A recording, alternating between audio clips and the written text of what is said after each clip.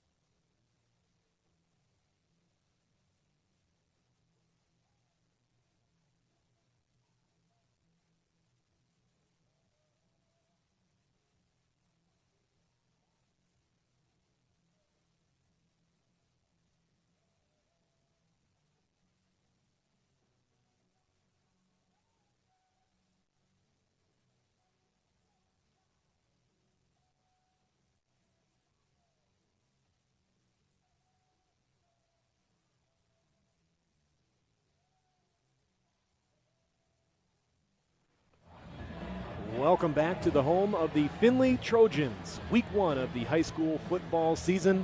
Findlay hosting Anthony Wayne. Tonight's live game is brought to you by Dave White Chevrolet. For the number 1 buy with the number 1 guy, the place to go is Alexis and Monroe. Dave White Chevrolet. See all the great deals at DaveWhiteChevy.com. Well, Mike, the wait is over. It's time for the opening kickoff. Well, normalcy, that's what this is all about. We're moving on. This is so much different than last year. We've got fans in the stands. It's just a great time. Looks like Anthony Wayne's going to kick this football off, and so we're going to see Findlay on offense first. Now, who's got more jitters right now? You on your first broadcast with these two teams? I think I'm pretty nervous. I was thinking about that, how this compares to if I was coaching right now and how nervous I would be. You like this for the Findlay Trojans here to have the opportunity to receive the opening kickoff knowing the offense that they're coming in with? I do. They have a big group, experienced quarterback. Anytime you have an experienced quarterback, you like to get the ball first here.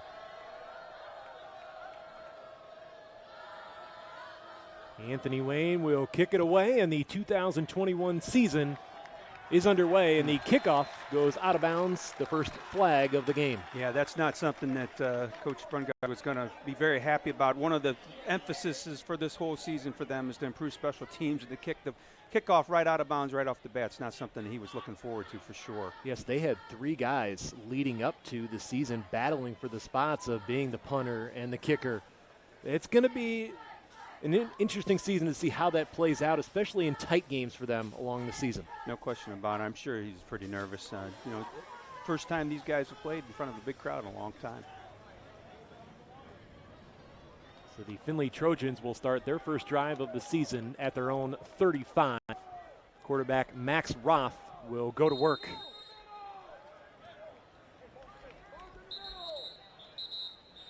Max Roth, honorable mention all-conference last season.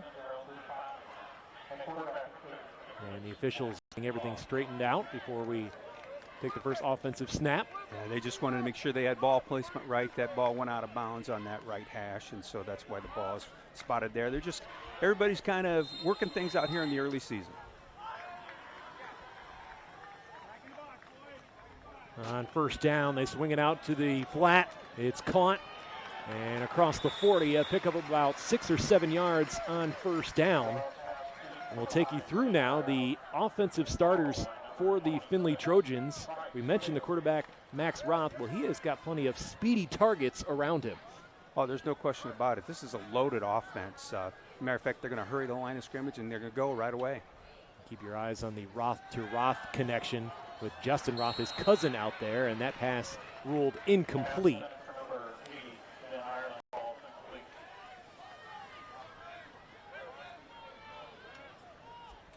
Ben Ireland, the intended receiver, wearing number 80 tonight. Yeah, sometimes when you start the season and you get hurry and you want to try to surprise the opponent, what you do is you end up getting your kids a little jittery and rushed a little bit. And it was a very simple pass out here in the flat that he wasn't able to handle, something that probably 99 times out of 100 he handles the first one he drops.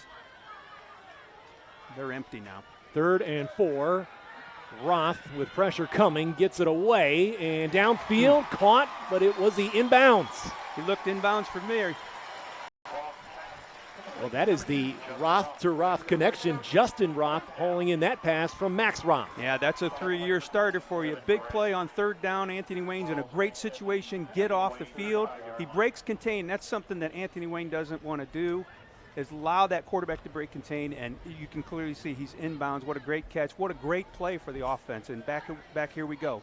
Justin Roth letting the defender know about it after that catch. This time they keep it on the ground and pushed backwards after a gain of maybe 1 or 2 yards. Mike, take us through now your keys to the game. Well, one key to the game right here is Findlay going to take advantage of that huge size up front? Right there's the first run of the game. They average 269 pounds across the front. The Anthony Wayne defense only averages 200 pounds across that front. And so, you know, what's going to happen? First series right here, Anthony Wayne on the first attempt wins. And tonight's keys to the game are brought to you by Central Catholic High School. Central to athletics, central to life. Well, Anthony Wayne's got to be happy there. There's 11 guys with that football right there. Again, they've got that huge size advantage up front. And the Generals, they really laid a punch right there, and no gain on that play. I think, you know, the other thing that we talked about in a key for the game would be is Findlay's on their 3rd coach in 3 years, and they've also 3rd offensive system. Will the Findlay players be able to execute this early in the season, still learning it with a short preseason? 3rd down and 9. Roth back to his left. It is caught. Blocking was there, and that's a first down and trouble. A lot more. That's a lot of trouble. What happened there is the corner got out of position. He attacked that screen pass from the inside out. There's nobody else left there except for the boundary, and there was no boundary help. He needed to force that back in. Split end did a great job of turning him out, and it allowed that receiver to get down the sideline. And that's a backbreaker early for Anthony Wayne. That's a mistake that you just can't have, and it's something they'll have to improve upon, or it's going to be a long night, no question. 2 minutes into this first quarter. And Roth looking for space to his right, and he avoids one tackler. Here. That's a big play for Anthony Wayne, because they need to get the chains moved back a little bit and get these guys off their doorstep. Now it's 2nd and long rather than a 2nd and short or more manageable for that. That's a big play by Anthony Wayne's defense. Let's see if they can't capitalize on this. Findlay was 3-2 in the 2020 season, lost a couple of games due to COVID after starting the year 2-1, and their playoffs was a short run. They were knocked out by Springboro in the first round 28 19. That was the Findlay Trojans in 2020. Now Roth floats this screen, one, another and good Ireland job. is hit immediately. I couldn't see who was in on that play. That was Bryce Kale. Well, Bryce Kale made a great play right there and got up on that football really fast because that was a quick screen to get out here, something they were going to try to take advantage with Anthony Wayne off a little. I thought maybe if they were going to go to the top of the formation, they had a lot more opportunity here. You can see Kale right here. He just comes unblocked. Good form tackle right there, and not only makes a good form tackle, but knocks the football loose. That was a great job. Bryce Kale, 106 tackles, 6 tackles for loss, and 2 interceptions last season. He's one of their exceptional defensive players that is back this year for them. Huge third down play right here for AW. They need to get off the field. Roth takes the snap, looking for an open man. There's that leverage again. They've lost on the outside.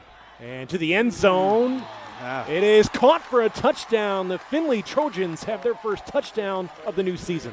Well, you've got a really experienced quarterback that can scramble around a little bit. If you let him out of that box at all, then these Findlay receivers, who too are very experienced and very solid players, then they can go into their secondary route and they break it off. Trace Robinson, the man hauling in this touchdown reception, he will also be on for the point after attempt. But here is Roth just keeping the play alive, looking for an open man. And Trace Robinson found plenty of space. He had 5 or 6 seconds to throw the football. It's just going to be tough if that's going to continue that way. That's two times they had huge plays to get off the field in that drive. And the coaches are going to go talk about this. Twice they let Roth out of the pocket. Twice he did damage on probably what were secondary routes by the receiver where you had those breakdown situations. Now Trace Robinson, 15 of 16 on PATs last season. He was all-track kicker as well. Second team, I believe. This will be a 25-yard point after attempt. Well, there's a flag there, and I think what you'll see, it looked like Anthony Wayne roughed the center. You're not allowed to get on him. You'll see if you get the center went backwards. He went way backwards, and that's probably going to be assessed on the kickoff, and so Anthony Wayne's probably going to have a situation where they're going to be pinned pretty deep here, should Findlay choose to do that. 9:39 remaining in the first quarter, and the Findlay Trojans are 1 for 1 with the ball in week 1. Here's Max Roth keeping his eyes downfield, connects with Trace Robinson for the first touchdown of the season.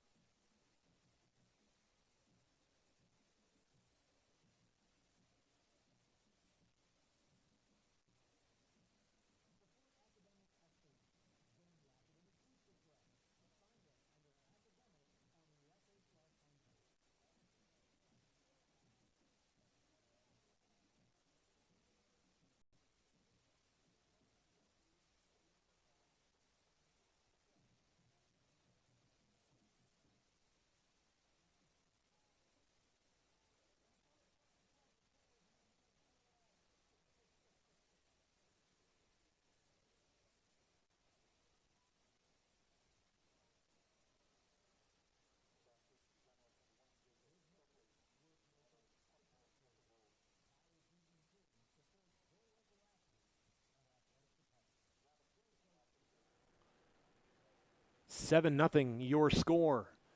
2.5 gone by in the opening quarter, and Anthony Wayne will take this one inside their own 5, across the 20, the 25, out to the 30, and still going. Quite the return there.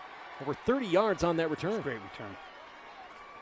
That's what they needed to bail him out there. That'll set up Anthony Wayne in good position for their first drive of the game. And now joining us on the sideline is the third member of our crew, Normandy Burrow. Good evening, Brad and Mike. It's a great night for high school football. That's at least what the high school coaches said. They said, we're excited to get out here and show off what we worked all summer for. And they're also excited to show off what they can do in front of a crowd full of real fans. Thank you, Normandy. And yes, the atmosphere is certainly something that everyone is looking forward to, especially the players. And one thing they're going to be dealing with tonight is the heat and humidity. There's no question. You saw it coming out of that break. They gave him a little bit of extra time. Now this is an important drive for Anthony Wayne. They just gave up kind of a gut-wrenching drive where they had a chance to get off the field a couple times. Kudos to the special teams. Findlay had a great plan. Let's kick the ball down to the 1 or 2. Let's pin Anthony Wayne down. They got a great return out of that unit. Again, that was point of emphasis for Anthony Wayne this year. Improved the special teams. Got 2 yards on that first play. That was Joe Caswell on the first carry for Anthony Wayne. 2nd down and 8. 1 in motion. And Swagger will toss this one.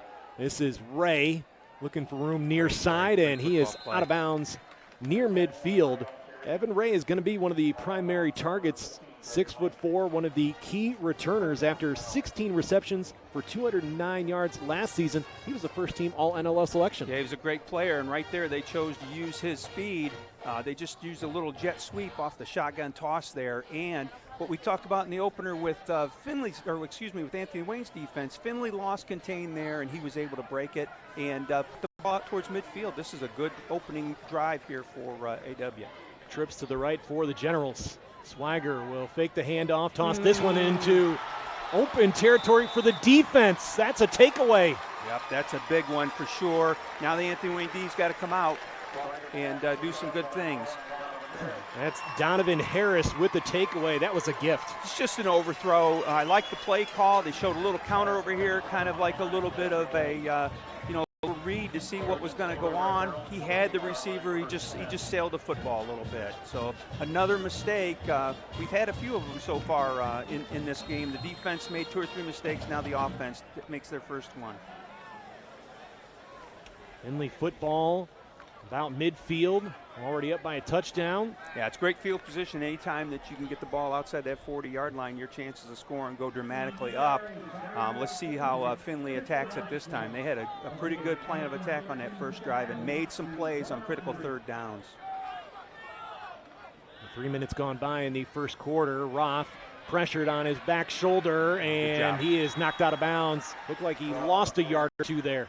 Yep, he got chased down there by LeGrand, clear from the backside. Again, Anthony Wayne kind of lost contain on that top side of the field there, but LeGrand was able to chase him down. And the secondary did a great job when those Findlay receivers broke it off on those secondary routes and held their ground and did not give him opportunity to throw the ball down the field. And LeGrand was able to chase him down. It was a huge play. I think he lost 2 yards on that play. Anthony Wayne bringing back 9 starters on defense. And we have a 2nd down and 12 situation. Yeah, they need that experienced defense to kind of rise up here right now. And Roth to his right. They've got a holding inside. That's going to be good if they can come up with something here. And a bullet pass to the sideline, incomplete. Intended receiver was Trace Robinson, but this one, as my partner pointed out, we've got a penalty that should bring this back. Yeah, I saw that holding coming up from the inside. I'm not sure who that was. It's an interesting decision because you could have 3rd and long, or you can have 2nd and really long if they choose to take, and it kind of looks like that's what they're going to do. One of the decisions here is it's a spot foul. So where that flag came down was considerably behind the line of scrimmage. It was quite a distance behind there. So tack it on. Now you've got 2nd and super long.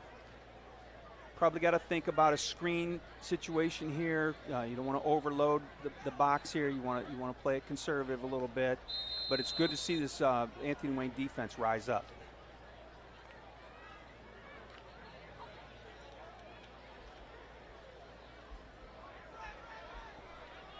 Second and long for the Trojans. 4 wide receivers. Roth. Keep that contained. Downfield, going a long way with this one, and nice. Overthrows his intended receiver, but the defense was there. It was there. They've stayed deep. They got to do it one more time and get off the field and get that offense back out there. This is really a critical moment. It's 3rd and, my goodness, 5, 10. It's got to be close to 20. Let's see, it's 27 yards. 3rd and 27 coming up. So again, play solid. Big umbrella over the top. Don't go on the double moves. There's no sense. You're not fooling anybody here. And really, probably Findlay's going to come up with some type of screen pass here. 3rd and 27. Anthony Wayne trying to get the ball back. Roth to his right. And again, the same Floats thing. this one downfield, and nobody home. Yep. I think one of the things to be concerned about if you're Anthony Wayne, you got to really kind of talk about it as the defense comes off the field and the defensive coaching staff is. Roth is break and contain just about whenever he wants to, running that defense ragged a little bit, giving himself another 2 or 3 seconds every time he throws the football. These Findlay receivers are doing a good job of running their secondary routes to get open, and as time goes on, that's going to be it's going to cause a lot of problems, and they're going to have to get that shut down, those edges shut down a little bit. Max Roth punts it away, and it's taken at the 31. Oh. Across the 40, the 45, but it's coming back. That's another special teams mistake. Jacob Copley on the return. While we have a moment, Mike, quickly take us through your keys to the game for Anthony Wayne. Well, there were 2 really big keys. One was win this special teams edge. Anthony Wayne lost 4 games last year by 13 points total. On the whole year, the coaches were asked, hey, where could we make up those 13 points? They decided special teams was big. And so twice now we've seen big errors, really 3 times big errors on special teams that they need to clean up. And the other one was, can they handle the Findlay huge offensive line? So far versus the running game, they've done a good job. Anthony Wayne 5-4 last season. They lost in the first round to St. Francis 10-7, and there's a good pickup on first down. Absolutely. Joe Caswell. Caswell, there was a good blocking up front inside. Again, they're big up front in there too. Findlay is, so winning this line of scrimmage is really going to be important for Anthony Wayne, especially coming off. I'm sure the last thing what they wanted to do was throw the ball again coming off of a turnover. Joe Caswell, 26 rushing attempts for 122 yards last season with 3 touchdowns. But remember, he was limited because of a high ankle sprain. Yep, they're excited to have him back. He was one of their key guys coming back. And especially when you consider who he's replacing as the ball is taken inside the 40. You're replacing Charles Renninger, who was first-team All-NLL and an All-Northwest District selection. A lot was put on Renninger's shoulders last season as the season went along. But you've got Swigert back there now, weapons around him, Caswell in the backfield. You've got the pieces there. Absolutely, and right now running the ball is a great thing. And now they mix the cadence, and they got another free 5 yards, and this is going to be really close, if not a first down. And so that's going to move the ball down inside the 35-yard line. Let's see where this comes up. It's going to be close, and it is a first down. So this is what I think a really big key for Anthony Wayne as well, is not only controlling the ball, but controlling the clock and keeping that explosive quarterback off the field for Findlay. They don't like to sit on the sidelines, and right now Anthony Wayne's getting a little rhythm going. 3 wide receivers, 2 to the right, 1 to the left. A little bit of a high snap. The handoff to Caswell. He's down to the 30. A pickup of 4 will make it 2nd and 6. Good, nice little. They was kind of like looked like it was going to be a trap block. But the guard folded up inside, and he followed him up in there in a nice hole. Again, we're now in 4-down territory. We don't have to worry about getting 4 yards of play. That is just crunched down. Now he's got 4 yards. Now we're way ahead of the chains. Really tight bunch formation here to the left for Anthony Wayne. Halfway through this first quarter, and nice Caswell counter. Open space on the right side. Sir. He's cut down right at the marker. Yeah, he picked up 5 there. He's going to be just short, I think, of that first down. It's going to be 3rd and 1, but perfect situation here for Anthony Wayne. It was just a counter play. They pulled both guards, went back the other way against it. Finley over-pursued. You can see how over-pursued they are, and just a great run. Did he get? Nope, he's 1 yard short. Keep it in the hands of Swigert here. He is that dual threat quarterback. Yeah, I see. Looks like Caswell's off the field here. And it is up the middle for a first down and dragged down at the 20-yard line.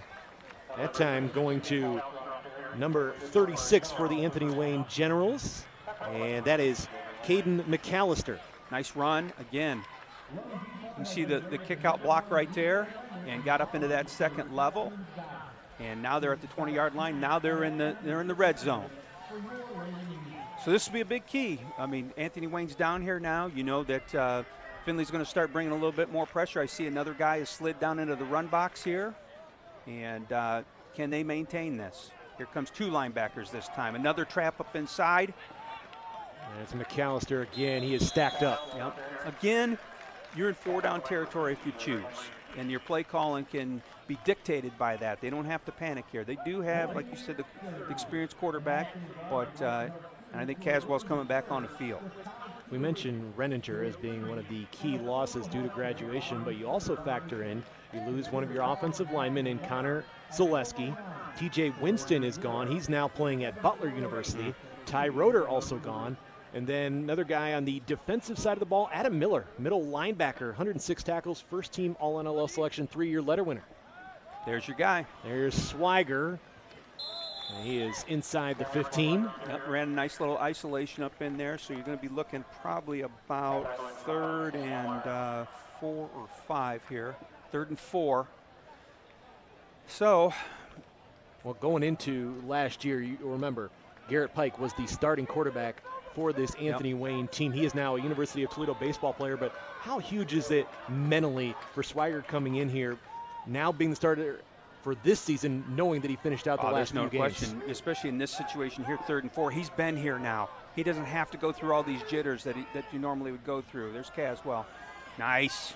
Gets through the defense, bowls his way forward, and he is met at about the 6-yard line.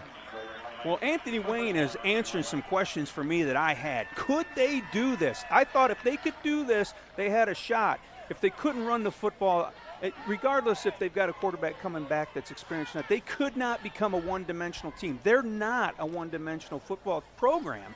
And so if they became that, then with Findlay's explosive offense, I didn't like their chances. Now this looks good. They need to finish this drive off right here.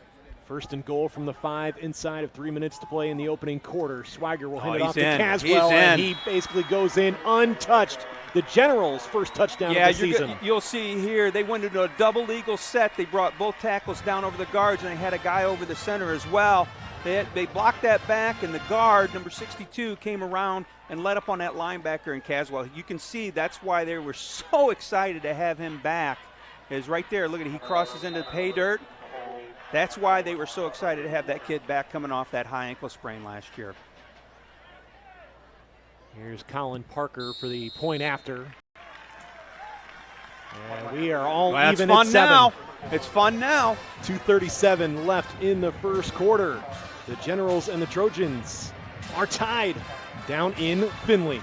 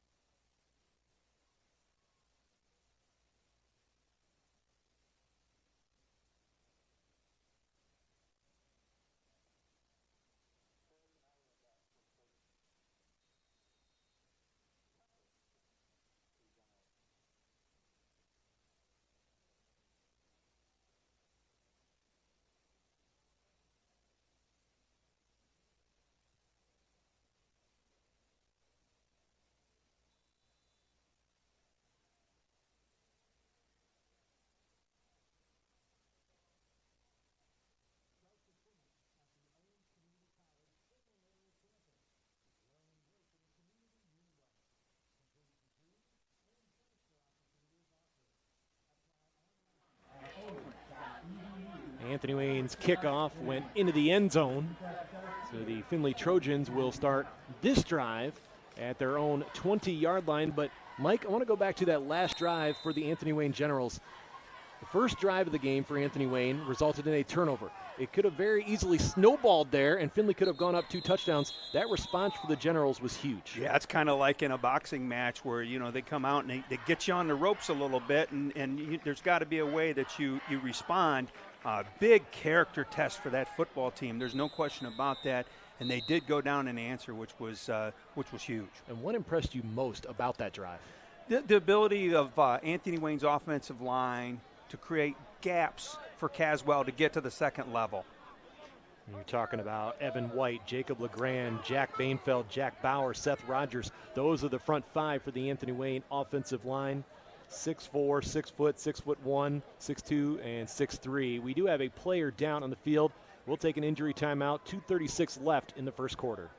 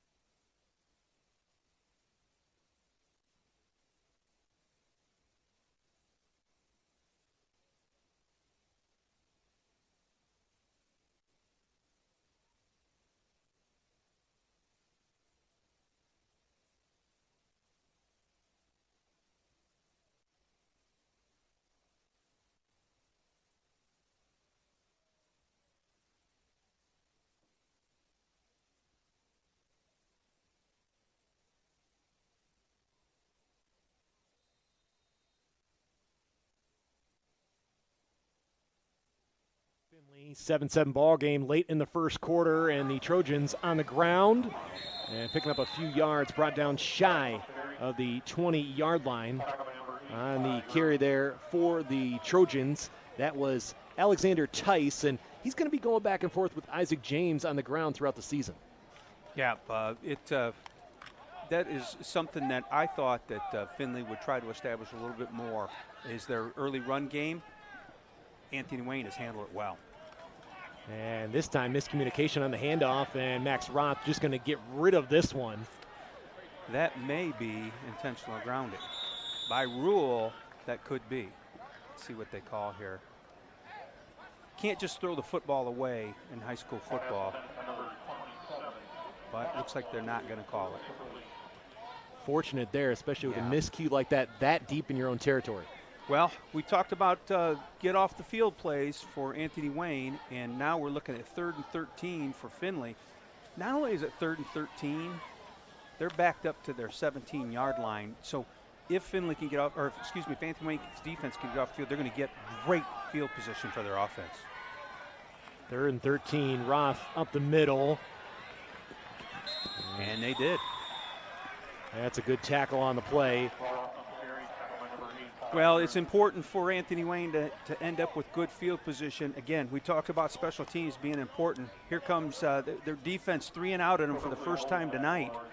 And now the punt return team is on the field in an opportunity. The last time they were on the field, there was a penalty. Ty Grooms on that tackle to set up 4th down, and a bit of a line drive kick picked up inside Anthony Wayne's 45, avoiding a tackle, but there was a penalty marker down. I don't think it was a penalty marker. I think he was just throwing the spot. That was Jacob Copley on the return. So Anthony Wayne will go back to work with momentum on their side right now. Not only momentum, they're already on the 45-yard line of Findlay. And again, we talked about for Anthony Wayne and their play calling, they're in 4-down territory almost. For sure, 1 first down here, and they go into 4-down territory, and that running game really is a super big deal right here. Be interesting to see what the play selection's like. They have not thrown the football since that opening drive where they had the interception. On the other side of the ball, it's time for Findlay's defense to answer. 1st and 10, 1:16 left in the first quarter, and whistles all over the field. Delay of game.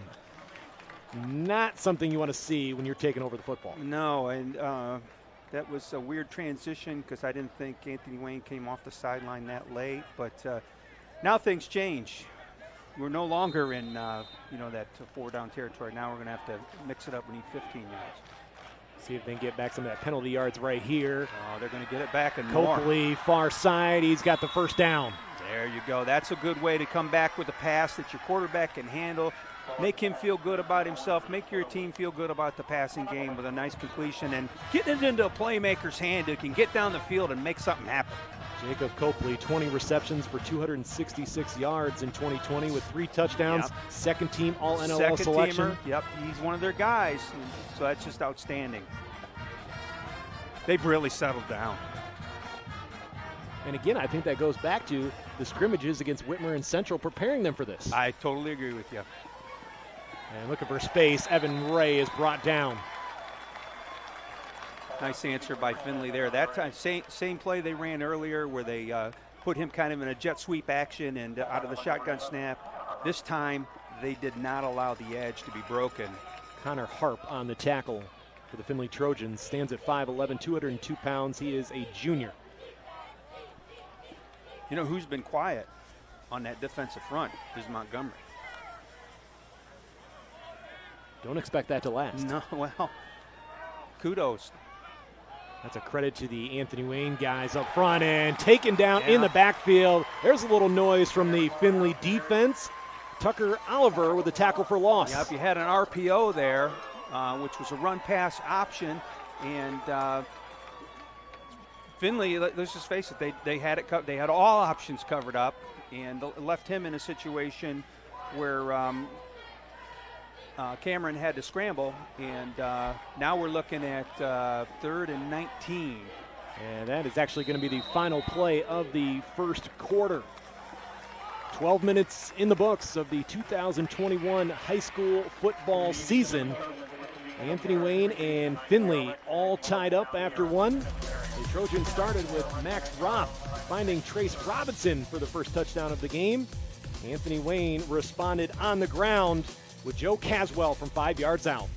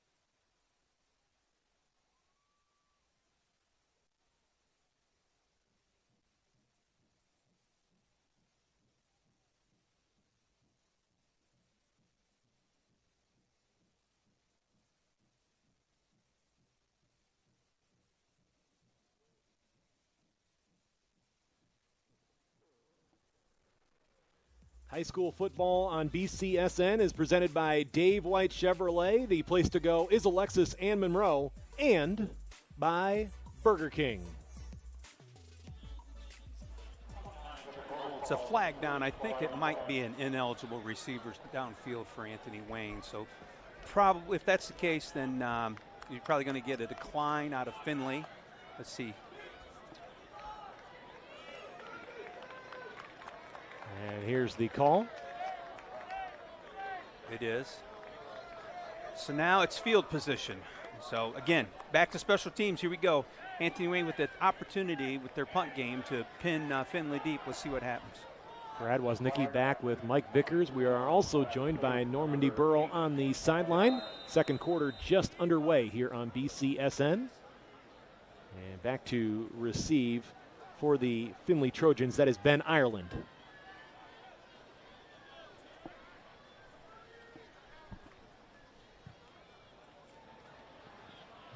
Ireland. Oh, baby. Fair catch inside the 5.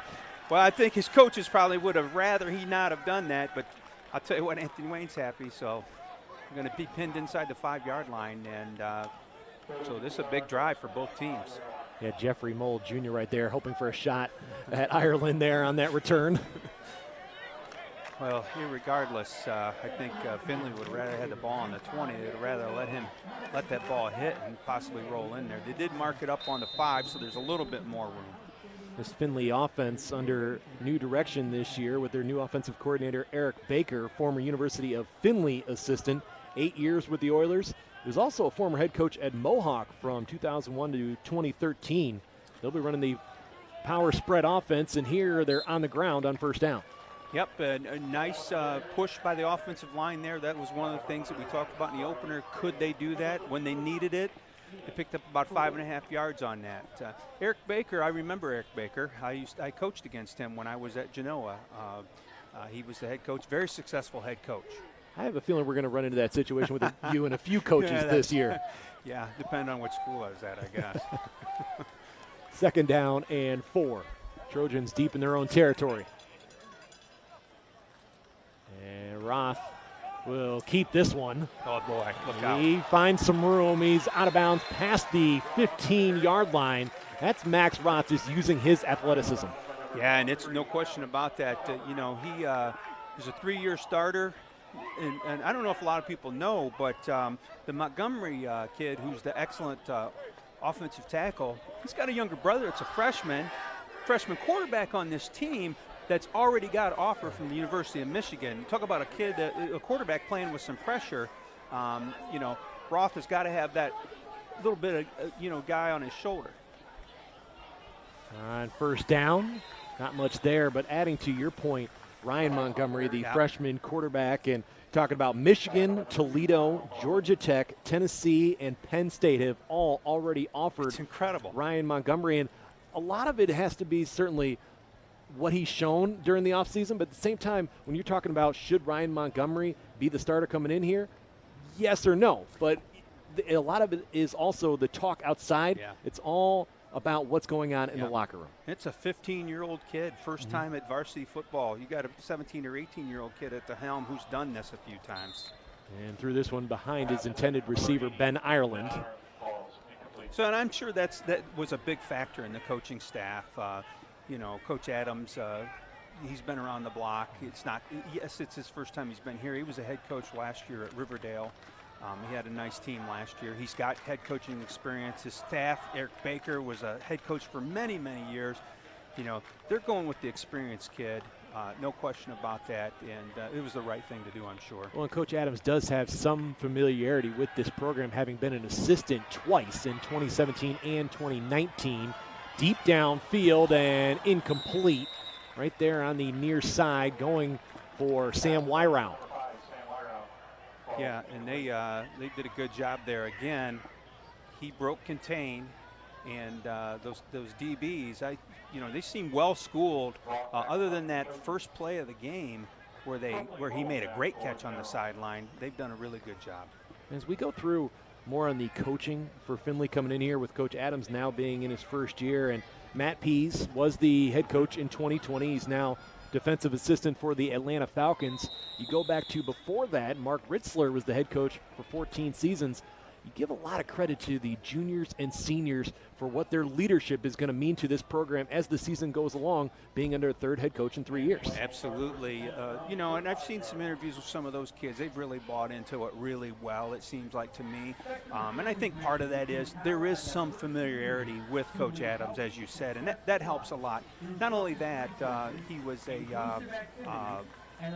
he's a guidance counselor at one of the middle schools, I believe, so there's probably some familiarity. So there is a lot of comfort level, and that helps an awful lot of getting some earlier buy-in, whereas if they hired somebody like Mike Vickers, they would know nobody like that guy, and he'd have to totally resell. But they'd have a pretty good resume.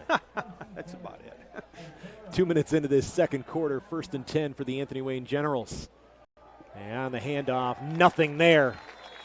Findlay quickly into the backfield. Just kind of swallowed up Anthony Wayne. And now, while we have a moment, let's go back to Normandy. I asked Coach Brungard to use one word to describe his team, and he said family is the word that comes to mind, also uniform. He has 24 seniors who have played together since 4th or 5th grade, and these guys have grown up together, had class together, go out to eat together. They're just one big family, so he expects that to show when they go out or step out on the field and they can play together as one big family. Back to you guys. And a big play, Joe Caswell out to midfield. And I want to add to Normandy there and talking about the family atmosphere for the Anthony Wayne Generals. Andy Brungard now in his 6th season. He's got 6 captains this year, the most he's ever had. He's never had more than 4. Plenty of guys all over the field showing leadership for this group. Yeah, really. Since he's come to Anthony Wayne, probably the number one thing he established was that culture of family and a lot of self-sacrifice on the team. And you can see how it comes through. You know, these guys are willing to do whatever it takes to move the football. Caswell bouncing off tacklers. I saw a little interview near the beginning of the two-a-day season with the Anthony Wayne program, and they had a little. They were using bricks. Each of the seniors, I think, wrote a word on the brick of what this program meant to them. One word, or what they brought to the program. That's exactly what it was. And what they did is then they took those bricks and they built a brick wall out near the practice field to remind them about how together that they will that wall is strong. If one of those guys would remove themselves, quit the team, or not follow through their commitment, that wall would weaken significantly. I thought it was a great example of what all that means. Well, every year, Anthony Wayne head coach Andy Brungard finds a way to get a driving force and inspire his group. And talking with Garrett Pike, who is, as we mentioned, now graduated and will be a baseball player at the University of Toledo, he was always very fond of Andy Brungard's quotes. That was the thing that helped inspire him and help lift up the team. Oh, yeah, I remember the one time when they had him in the locker room. It's been several years ago, maybe when they had one of those great playoff runs they had, and he was talking to the team about burn the boats. I mean, I remember this. He's a great quote guy that you know, he's a guy that I definitely would have loved to play for. Different than rowing the boats up in Western Michigan. That's a little different, yep. P.J. Fleck, now the head coach at Minnesota. Anthony Wayne forced to punt it away 5 minutes into this second quarter. That's huge. I don't know if you saw what they did. Anthony Wayne acted a little bit like they were going to stay on offense. The return man from Findlay came up, and then he dropped back, and I didn't see who the punter was there, but he ended up punting the ball and not pinned him down again.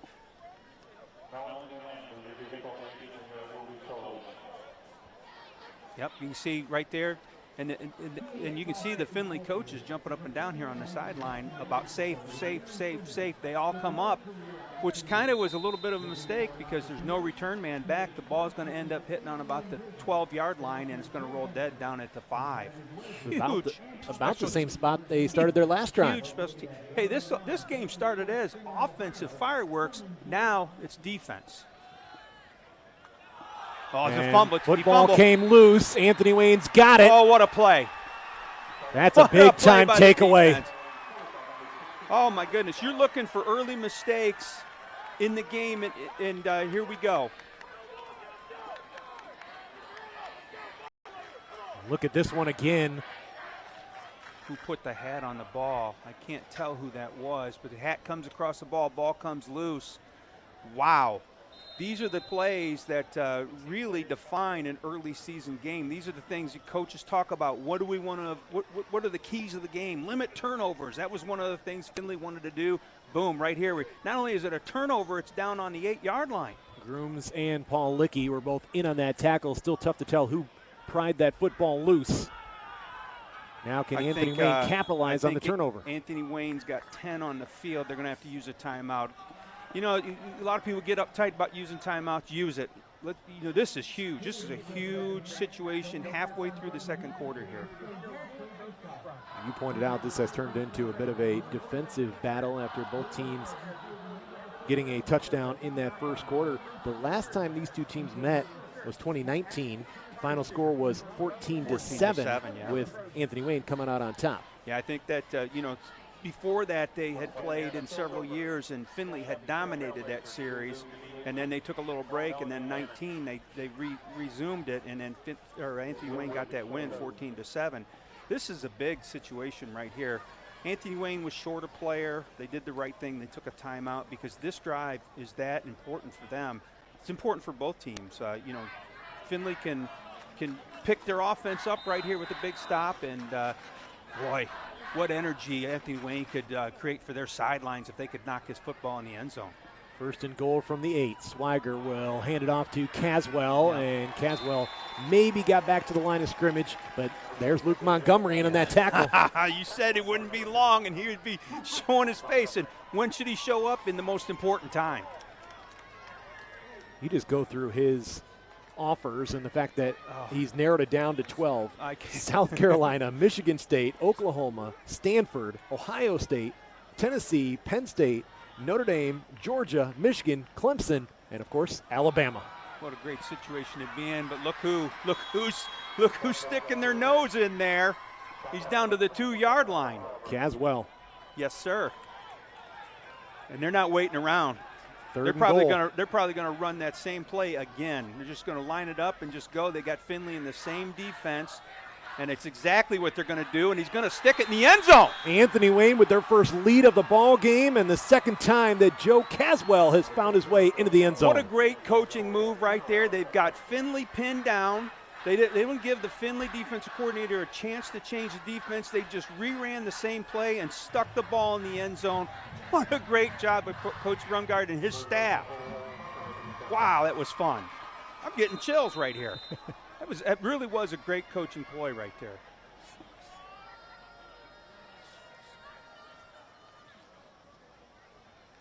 And Colin Parker, point after. He's 2 for 2. Anthony Wayne by a touchdown with 5:49 remaining in the first half. The Findlay Trojans coughed it up. The Generals took advantage from 3 yards out.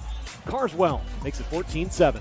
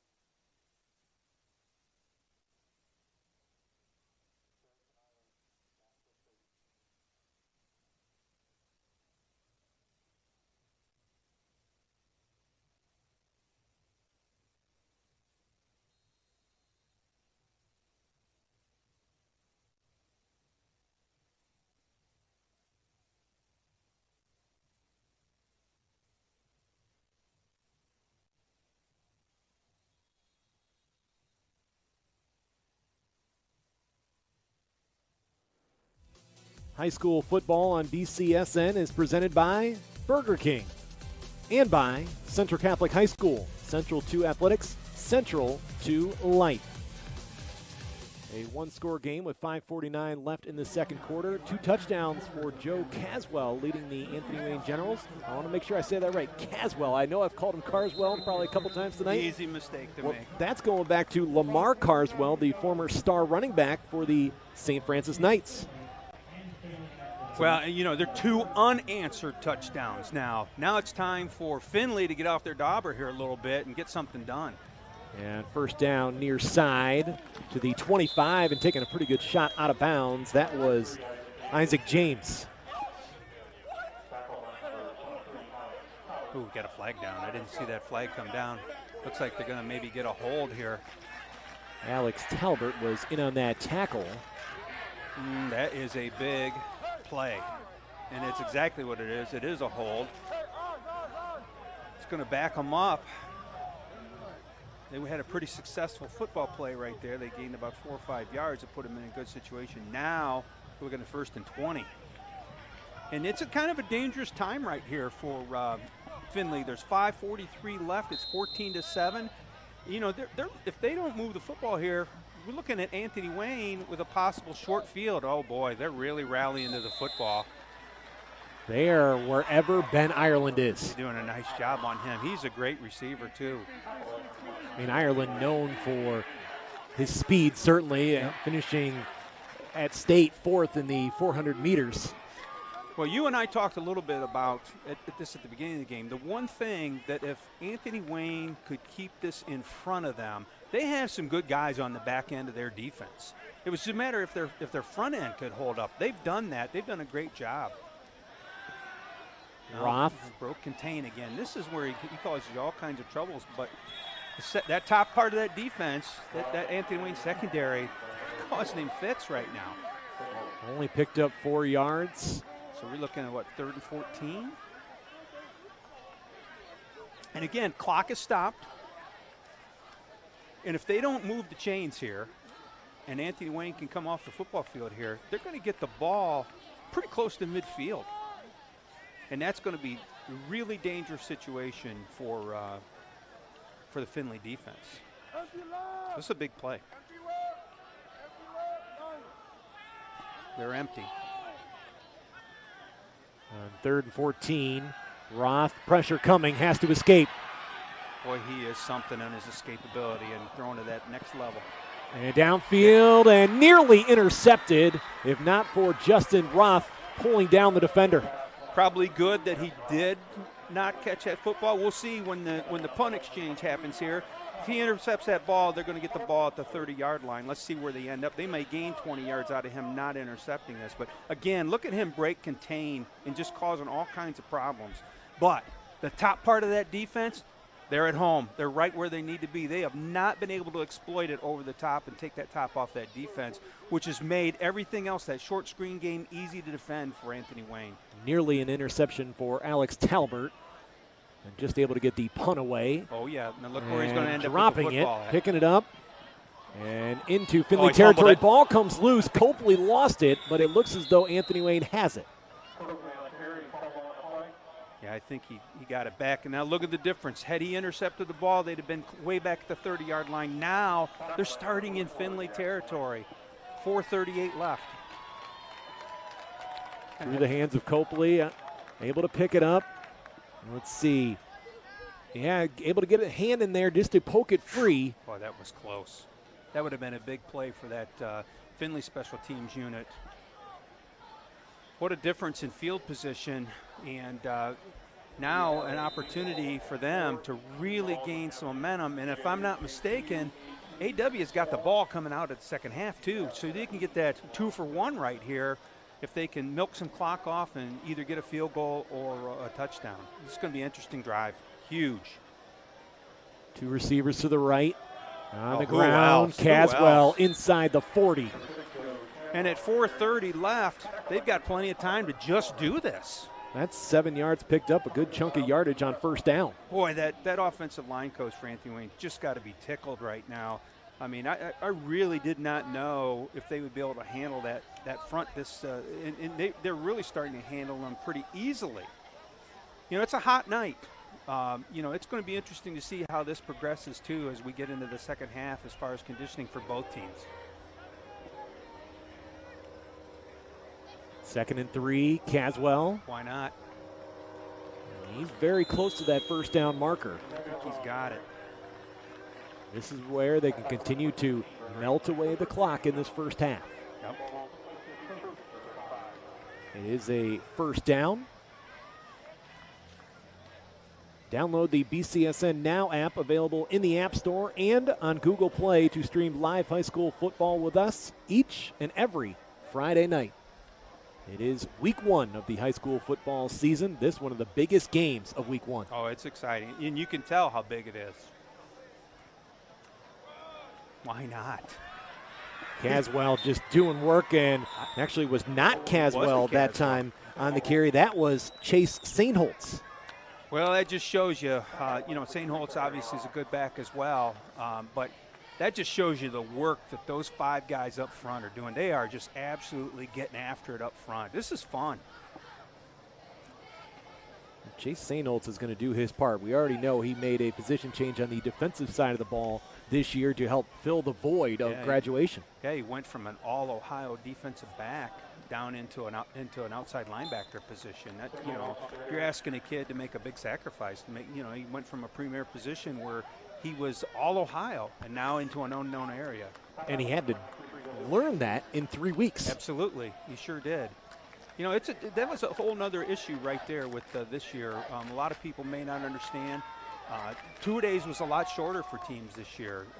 Your preparation was very crunched down. You had to get a lot of things done. Now, they did give you unlimited days in the summer, but I'm sure most coaches didn't just use unlimited days. So there was some big challenges for coaches in that regard, and no less challenging for Coach Adams in his first year. Chase Saintholtz again on the carry. It is 4th down. Yeah, how about this situation right here? What are they going to do? Special teams is young. I'm expecting them to go for it here. They're going. I thought maybe Caswell would come running on the field here, but he's not in. Oh, what a moment this is. In the backfield is Caden McAllister. You might see a timeout here. We'll see. Try to draw him off sides. Yeah. Yep, they're going to use timeout. Good ploy. Try to get a free, cheap first down by getting them to jump off sides. It didn't happen. Anthony Wayne still with one timeout remaining. We have 1:36 left in the first half in this NLL versus track matchup.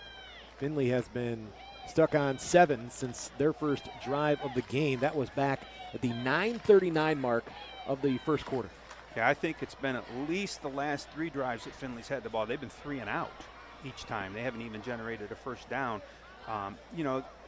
They've done a lot better. Anthony Wayne's done a lot better job of keeping Roth pinned down inside that pocket. The top part of that defense has not allowed anyone to get behind him. They talked about, I know Coach Broomgard talked about don't allow any big plays over the top. They've done that. They've been able to control everything else. And that big offensive line averages 269 pounds a man. There's 2 guys on that offensive front that are over 300 pounds. They have not been able to run the football against Anthony Wayne. Really impressed. To be honest, Anthony Wayne's a little bit outgunned, from a physical standpoint. Swiger will hand it off, and stumbling down was McAllister. Big play for Findlay there. He did not get it. Findlay's got 1:31 left now with all 3 timeouts. They'll have to go about 75 yards. Yeah, it'll be interesting to see how they handle it. I mean, I would think that you're going to attack here, don't you? You got all 3 timeouts. You've got a 3-year starter at quarterback. And McAllister may have caught the foot there of Swiger. Yeah, he did. And 72 yards for Findlay to try and tie up this game. Well, you can write that in your coaching notes down of how big a stop that was for your defense, and as an offense, what might have been right there. Who's got a seam? On the toss across the 35 out to the 40. Yep, he's got a first down. That's going to stop the clock, give that offense a chance to get on the line of scrimmage and get a play going quickly here. Isaac James on the pickup. Approaching a minute, it's James again. Had some help from his blockers there for a moment, but unable to get back to the line of scrimmage. Nope. Look at the white jerseys that have rallied to the football right there. Key was at the point of attack, and I think Montgomery was the lead blocker, and I'm not sure the player just absolutely stoned him and gave his buddies a chance to rally to the football right there. That was impressive.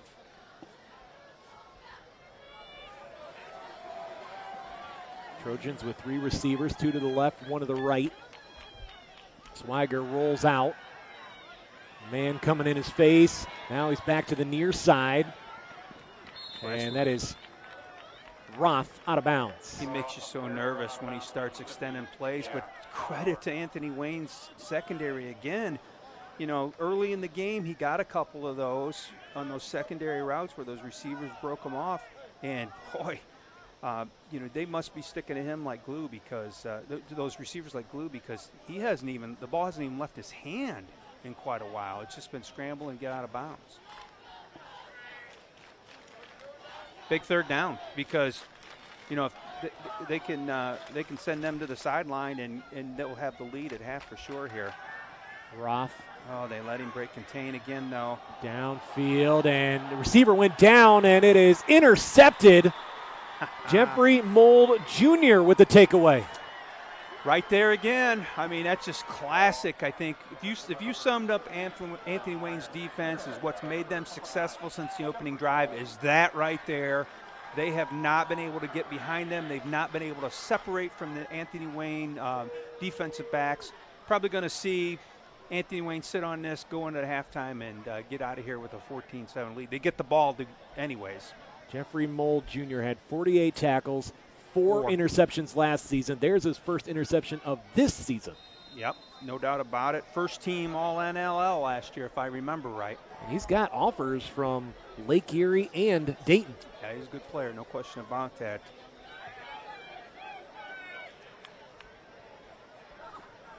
Inside of a minute. 1st and 10. Caswell across the 15. They're doing a good job of, kind of monitoring Caswell and the amount of times he was in there. I guess one of the questions that would be interesting to ask Coach Broomgard is, in that 4th and 2 situation, he wasn't on the field, but, he's coming off of that high ankle sprain is a really tough injury, that lasted for weeks and weeks and weeks last year for him. And they ask a lot out of him. They've given him a lot of carries this half. They're managing him well. I'm sure they're trying to manage him into this second half because he's going to be big. Could be the final play of the first half. Oh, he's a beast. Findlay just pinballs off of him. Final seconds will tick down for the first half in Findlay. After 24 minutes, Anthony Wayne 14, Findlay 7.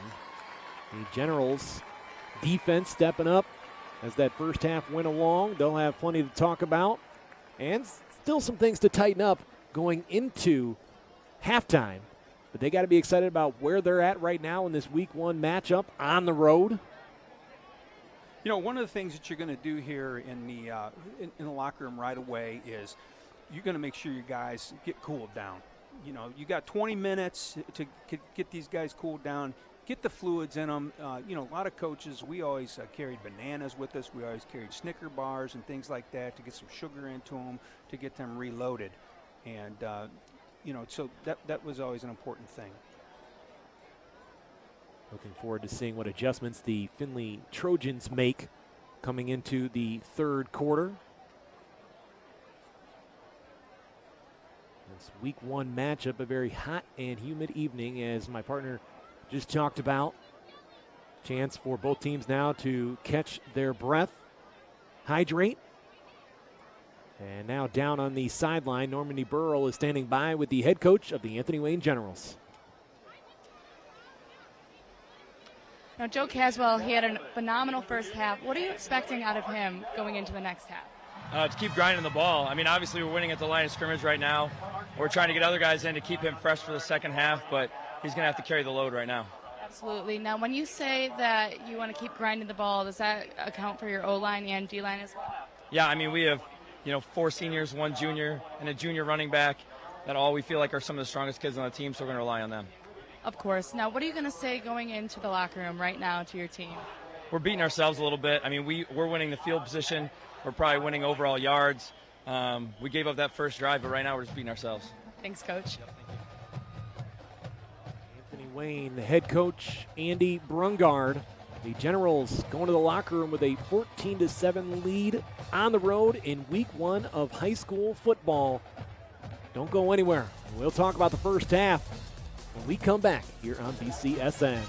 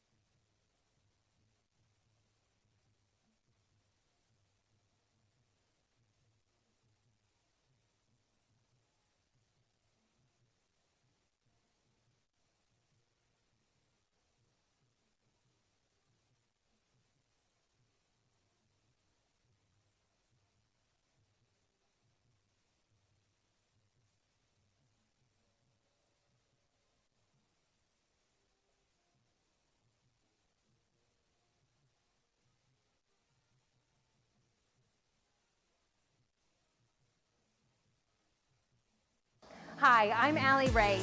Join me on a journey throughout Northwest Ohio as I explore the arts, culture, and community stories that fuel the fire of residents in the Glass City. This is your city. These are your stories. This is Beacon Pulse, only on BCAN.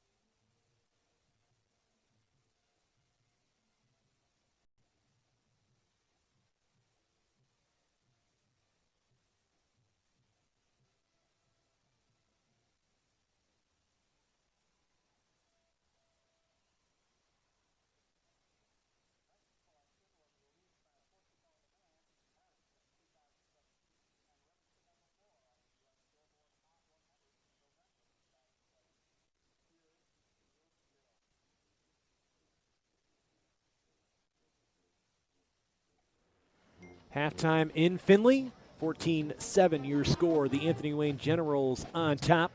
It's time now to send it down to the field as the Anthony Wayne Marching Generals entertain the crowd.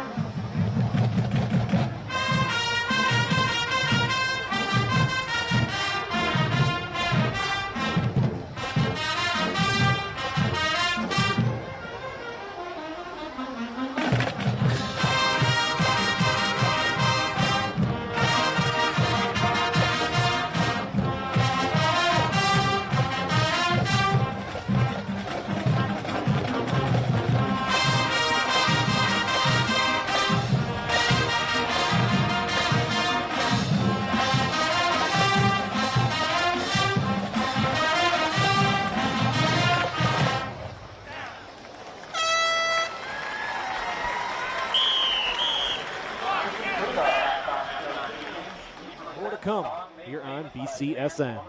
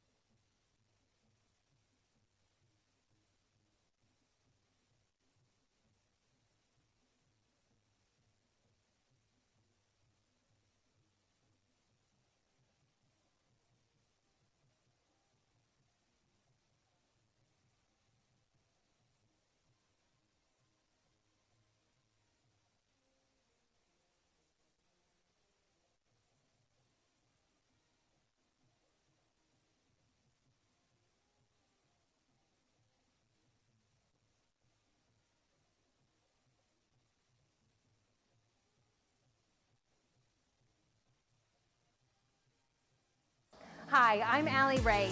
Join me on a journey throughout Northwest Ohio as I explore the arts, culture, and community stories that fuel the fire of residents in the Glass City. This is your city. These are your stories. This is Beacon Pulse, only on BCAN.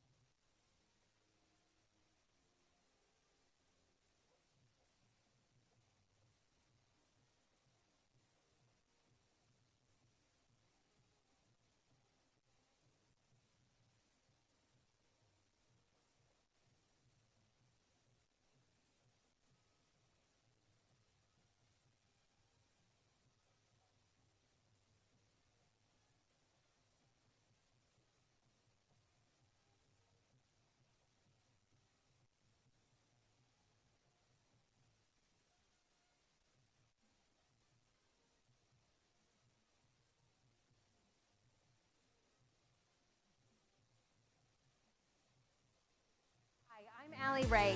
Join me on a journey throughout Northwest Ohio as I explore the arts, culture, and community stories that fuel the fire of residents in the Glass City. This is your city. These are your stories. This is Beacon Pulse, only on BCAN.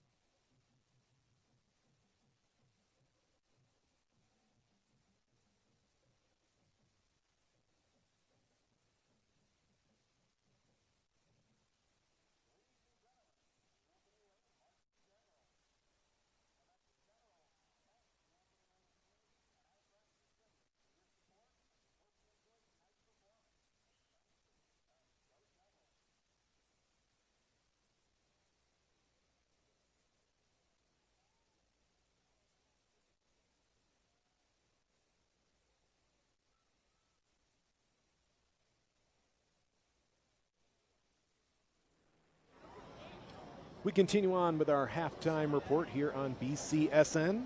14-7, Anthony Wayne on top of Findlay. Brad Woznicki alongside Mike Vickers back here in our BCSN studio tonight.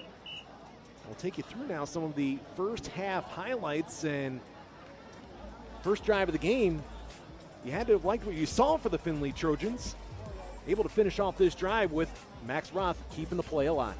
Yeah, that was really a big deal in that first drive. There was they converted a long first down that they needed because of his scrambling ability. And then the first turnover of the game.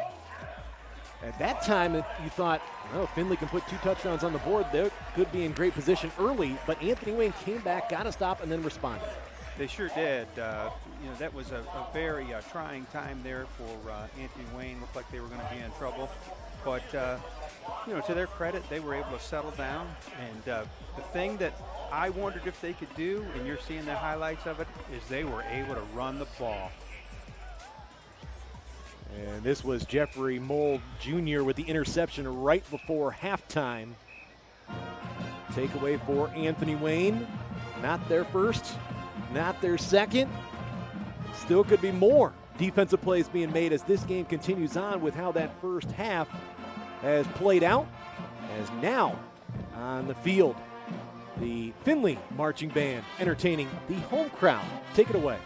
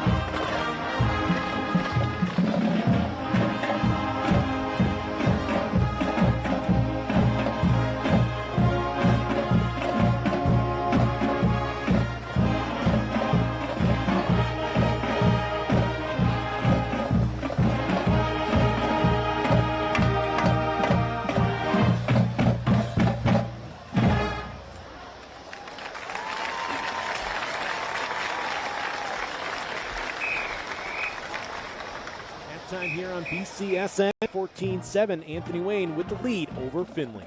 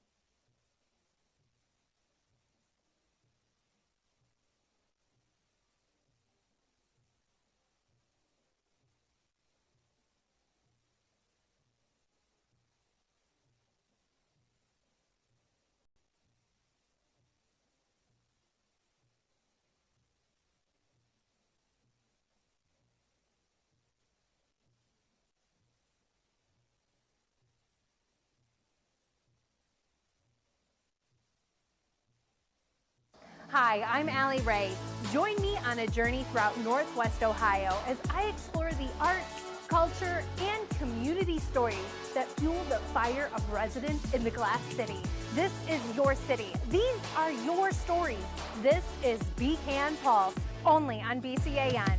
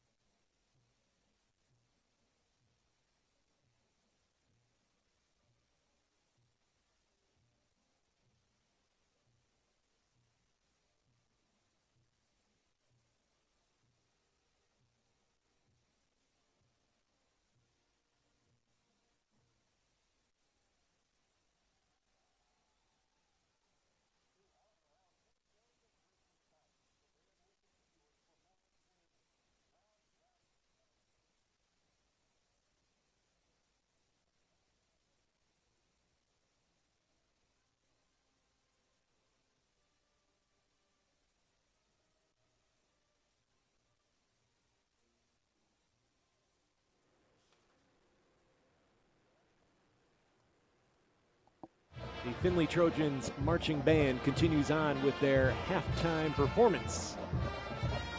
A one-score game in this week one matchup, NLL versus the track. We've got more to come here on BCSN.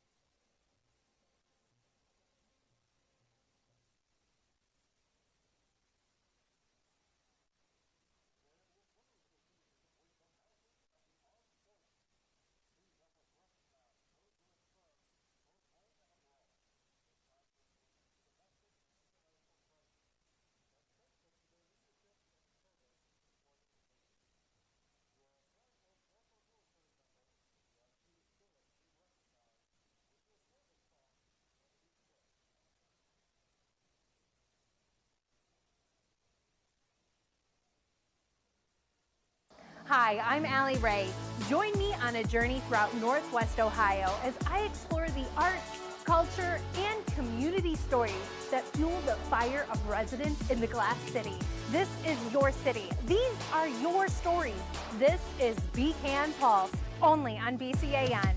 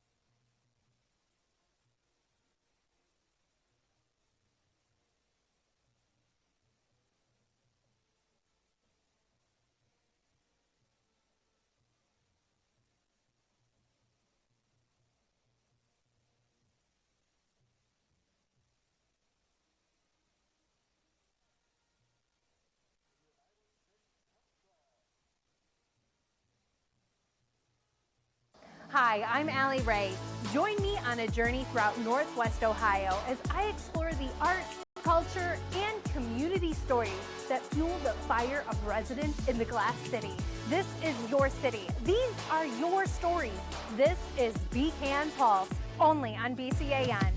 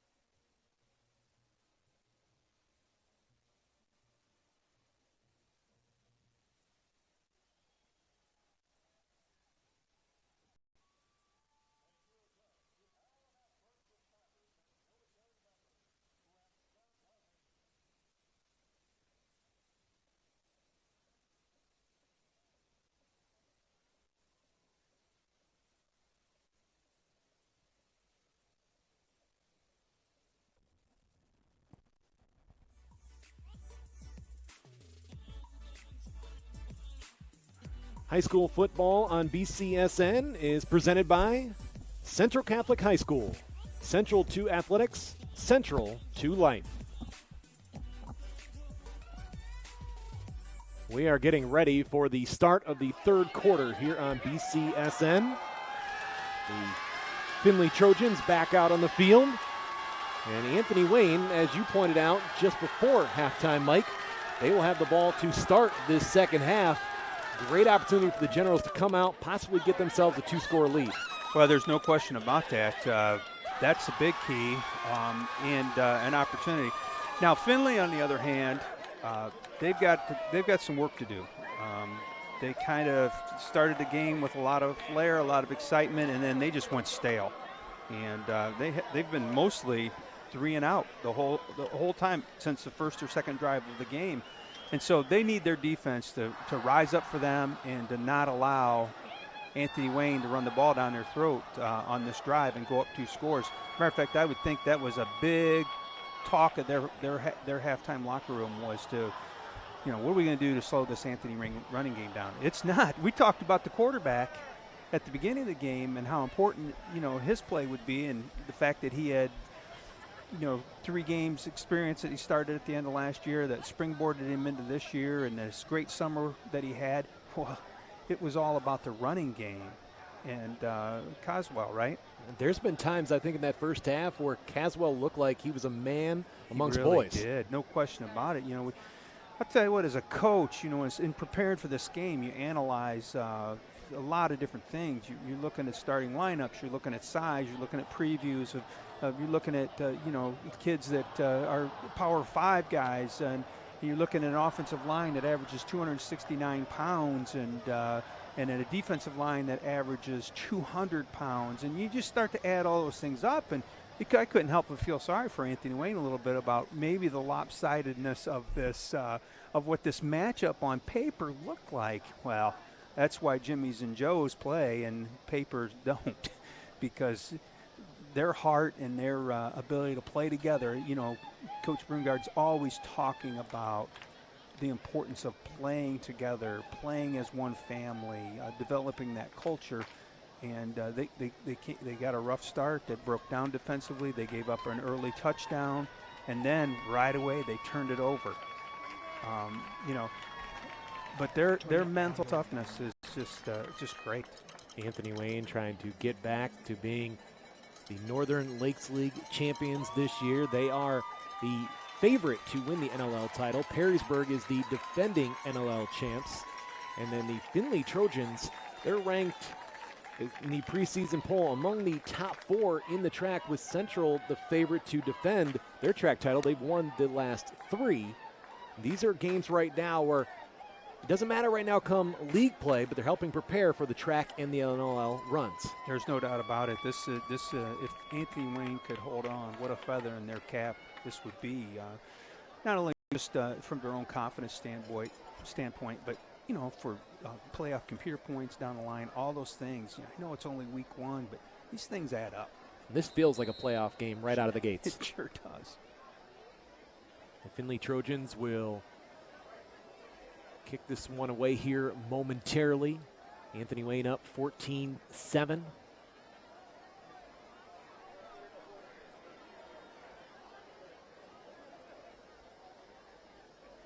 Really a nice crowd. And a couple of quick score updates for you at halftime. Dublin Jerome on top of Perrysburg 21-10. Clyde leading St. Francis 14-0. Clay on top of Maumee 34-0. And one of the biggest games of the week, Lakewood St. Ed's and Central Catholic tied at 3 at the half. On the return across the 25, and Jeffrey Mold Jr. cut down around the 30. Solid field position to start. Now let's see what, both teams spent 20 minutes in that locker room getting ready. Let's see what type of, if anything's different from Anthony Wayne's approach. Or is number 6 going to keep on carrying that football and being a man amongst boys like he was in that first half? May see Anthony Wayne try to balance it out a little bit more in this second half. Maybe go to the air a couple more times if Caswell is slowed down at all.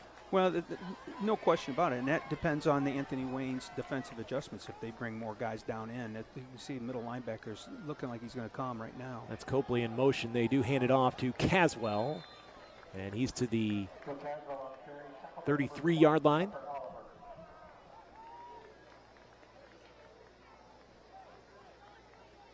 Joe Caswell so far has definitely made the most of his opportunity as the starting running back this season for the Anthony Wayne Generals. And 2nd down and 7.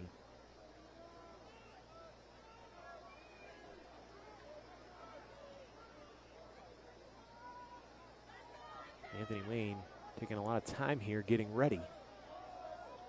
They're going to load up on that left side. Swiger's handoff, able to stay on his feet. Helmet did come off there. It was Seth Rogers losing his helmet. Caswell will go off. Sainholtz will come on. Brandon Hallett also has just come on. Let's go to Normandy.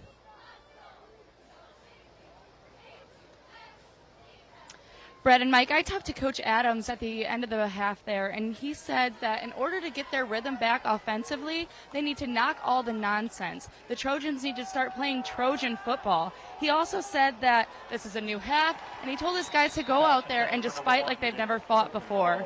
And just go out there, stop all the penalties, and just get back to playing their game.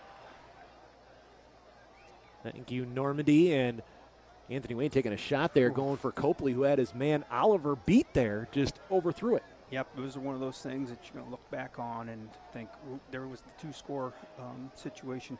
And I agree with Coach Adams. They had some penalties, turnovers. Would we say 3 turnovers in that first half?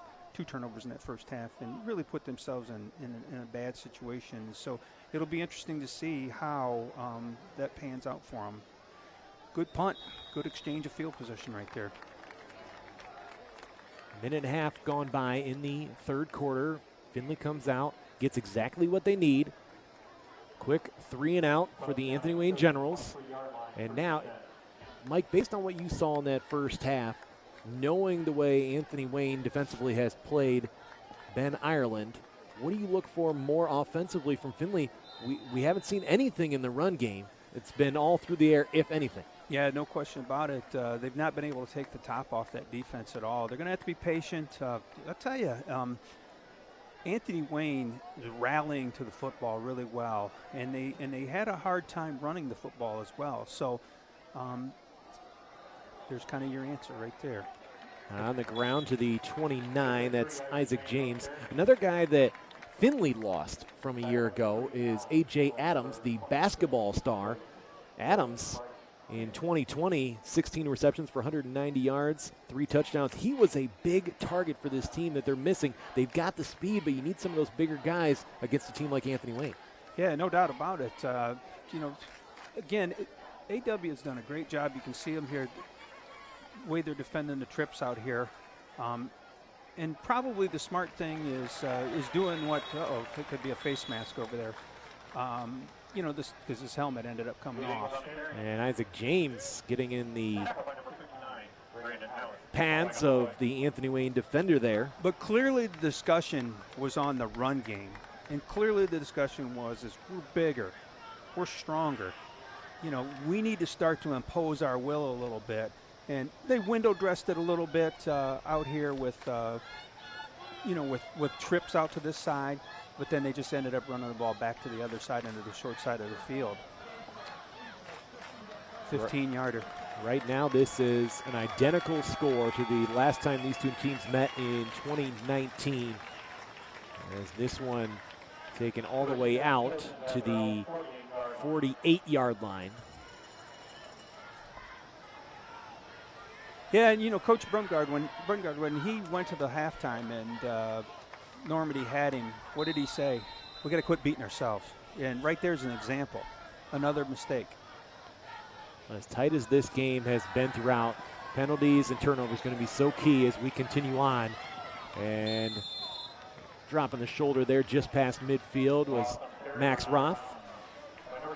Yeah, and it shows you a little bit how they're out of rhythm right there. They kind of ran like a little boot pass right here, and the halfback ended up out in the flat. It seemed like he was wide open for a long time, and Max just gave him the ball and ended up keeping it and sliding out. Because he was looking downtown, and rather than checking the ball down. Now, he ends up with 3 yards out of it, which was better than nothing, but he could have gotten that football to his back out in the flat, and he could have made some things happen. Roth hands it off this time and driving forward to the 45. Tice on the carry. Ty Grooms in on the tackle. Yeah, I wouldn't know why, if you're Findlay, you don't just continue to do this. You've come out here in the second half, and just about every play but one, you've run the football and you're moving the football in good shape. Get behind Montgomery and Heimball and Benjamin Jr., Searles and Crutcher. Roth, bullet pass, far side is caught for a first down. Nice. Justin Roth on the reception. Yeah, Roth to Roth. And you remember when it was going good early, those two were connecting on that first drive. Roth to Roth. So they're starting to get a little bit of a rhythm here. They've penetrated Anthony Wayne's territory. They haven't penetrated Anthony Wayne's territory since their first quarter. Not only that, most of their time is spent down inside their own 10-yard line. If you looked at their average field position after that starting drive, they were deep. They have not found the end zone since the 9:39 mark of the first quarter. Roth has time. Downfield and caught. Touchdown. Findlay is a point away from tying this game, and it's Justin Roth with a big touchdown reception. Yep, Roth to Roth. I think what happened there is maybe Anthony Wayne got their nose in the backfield a little bit and allowed Roth to get behind the secondary. And for the first time tonight, they were able to take the top off that defense. We'll see how that progresses.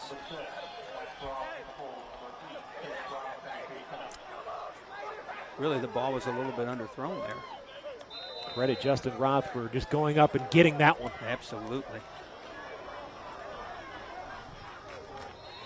Trace Robinson's point after ties it at 14. Here we go. All of a sudden, the staleness has left the bread. Max Roth to Justin Roth. We are tied.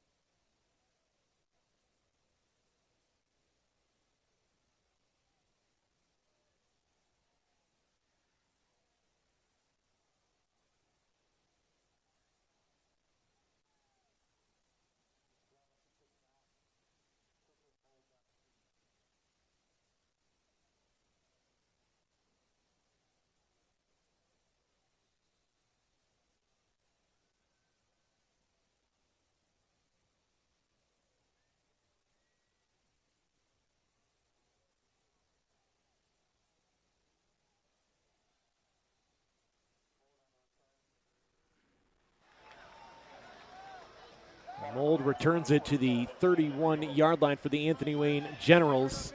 So we've got a 14-14 ball game. Findlay comes out of locker room. They get Anthony Wayne into a quick 3-and-out. And what did you like most about their drive there? Well, it all started with establishing the ground.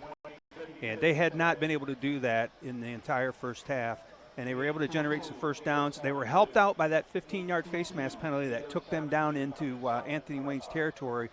But then when Anthony Wayne creeped up a little bit, they were able to get Roth over the top. And, Allen was so close to picking that ball off. But give Roth credit. He came back and got it. And that was big. Because Findlay was flat. They were as flat as can be as a football team. They really needed to get a stop. They got the stop. And then to turn around, then they needed to answer. And Anthony Wayne had a nice punt, turned the field over upside down, was inside the 20, and, hey, let's give credit to where credit's due. That Findlay offense flat out answered. Now we got a 14-14 game halfway through this third quarter. This is it's going to be a fun finish.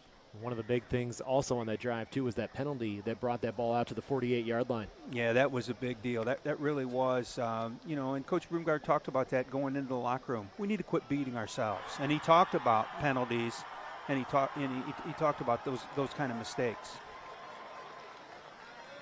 Just over 3 minutes gone by in this third quarter. See how Anthony Wayne responds now. They're going to go with 3 wide receivers to the left. One in the backfield. Swagger fakes. He's got pressure coming. Gets it away. And it is out of bounds. Had an open man there. Yeah, they kind of ran a little screen and go there. To be honest, Findlay had that defended pretty well. It looked like that he was open because he kind of broke off his route there a little bit. But there was, the idea of the play was to try to get them to bite up hard on that screen and to be able to slip that guy behind them, but that didn't happen.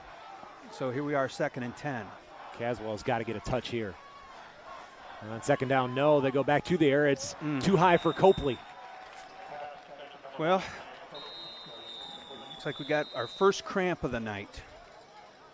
Not surprised.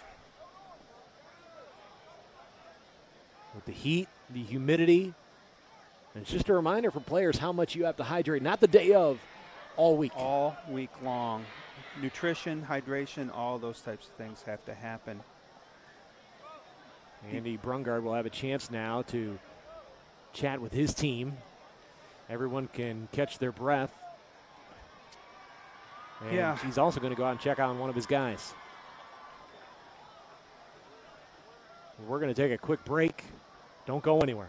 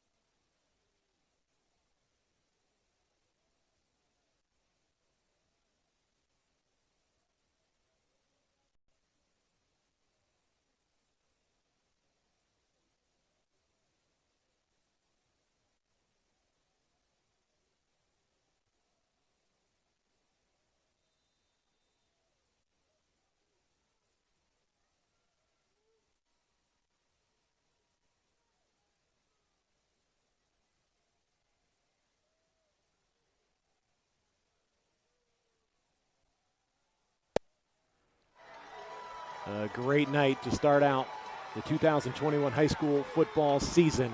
This a 14-14 game as the pass incomplete. 2 defenders in the area. The intended receiver was Kayron Wynn. Yep, that's back-to-back 3 and outs. Now that Mr. Momentum has kind of shifted over to that other sideline here a little bit. So big series for the Anthony Wayne defense coming.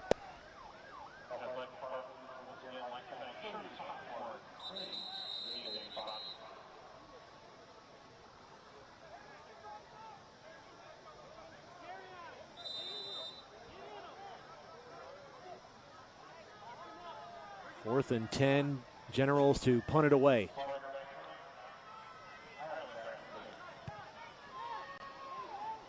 And Ireland back to take the punt. And he signaled for a fair catch. No whistles. Oh, boy. Well, you're right. Everyone looked confused there after he hauled that ball in. I think there was some confusion because the ball wasn't caught in the air. It hit the ground, then he kind of signaled for a fair catch, and then the Anthony Wayne players were confused a little bit on exactly was he down, was he not down. The official didn't blow the whistle. Then the whistle started kind of blowing, and then there was just, oh boy. And Findlay took exception to the contact that was being made on Ireland. Yeah. Oh, that was a tough one. Okay. I think they handled that correctly. There's also a sideline warning. Yep, I think that's when Findlay got a little excited and about the contact. But they're right. That was an invalid fair catch. Here it is again. You'll see the ball hit the ground. Then he says, well, I better fair catch. But there's really, at that point, there's not a fair catch. And so now everybody's confused, and it's probably good that the official blew it dead right there. So here we go. 1st and 10 from the Trojans' 25. Long way to go in this game. We're all tied up. Max Roth to the near side, trying to cut it back, and a great ankle tackle. Wow, that was a great play.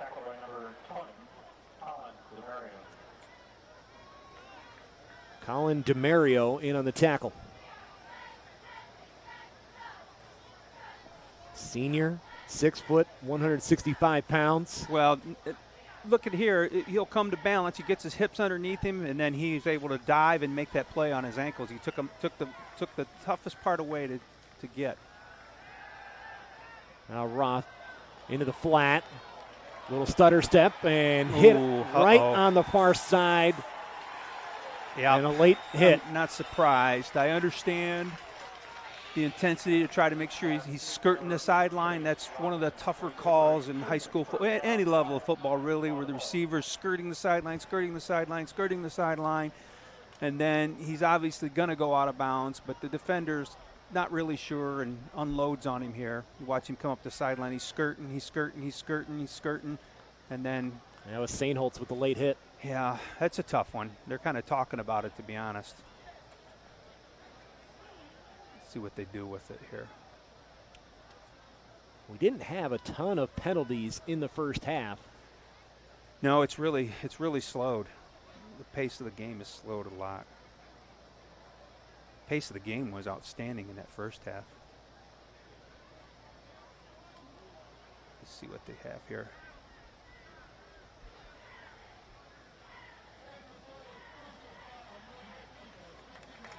And a personal foul, 15-yard penalty. I'm telling you, I keep seeing Coach Broomgard with Normandy standing at the locker room entrance, and he's talking about beating ourselves. And to start the second half, it's exactly what they've done.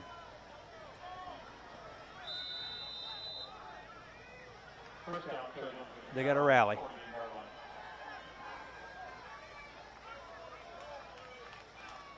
From the Generals' 48-yard line. On the give. That's Isaac James spinning his way close to that first down marker. Tackle made by Ty Grooms. Isaac James, every time he touches the football, gets some positive yardage. He lets Anthony Wayne know about it. Yeah, and you're starting to see 269-pound average starting to take over. They're running towards that 6'9" fella who's 305 pounds. They do it again, and there's a first down. Yep. And all of a sudden, we talked about rhythm coming out of the second half. And as Normandy said, Coach Adams wanted to cut the nonsense away, and let's just get back to playing football. And, boy, I got to give them a lot of credit. They're really getting it done here. You know, you look at Findlay there, and their offensive line, 306, 305, 260, 230, 242. And as this game is going on, that smaller, lighted group from Anthony Wayne's may be struggling just a little bit. And just in case you can't pick him out, the 6'9" guy is number 51, Razik Crutcher. Yep, and I've seen him called Zeke before, and Zeke has really been instrumental on this opening drive, or the second drive of that half, excuse me. Yeah, 6'9", 306. And he's partnered up Matt Searles, number 79. He's 6'8", 305, and we're not even talking about Luke Montgomery. And dragged down to the 30, a pickup of 4 on the play. Yep, going to be 3rd and 6.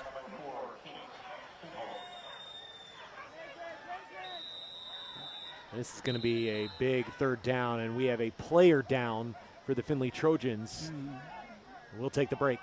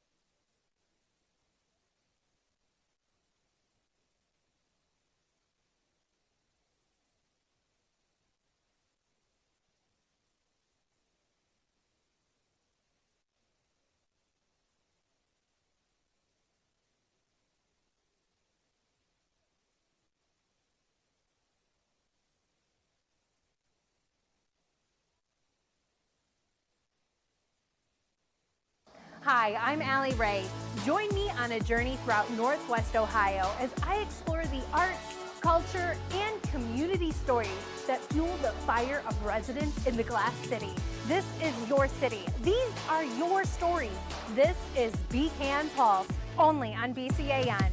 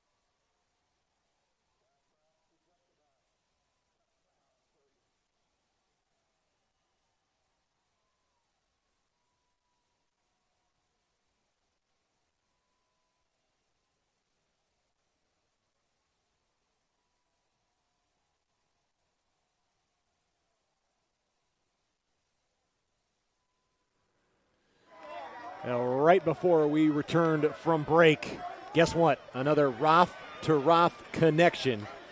This one from 30 yards out. First, we will have the point after attempt before we show you the touchdown reception to put Findlay back in front with 6:19 left in this third quarter.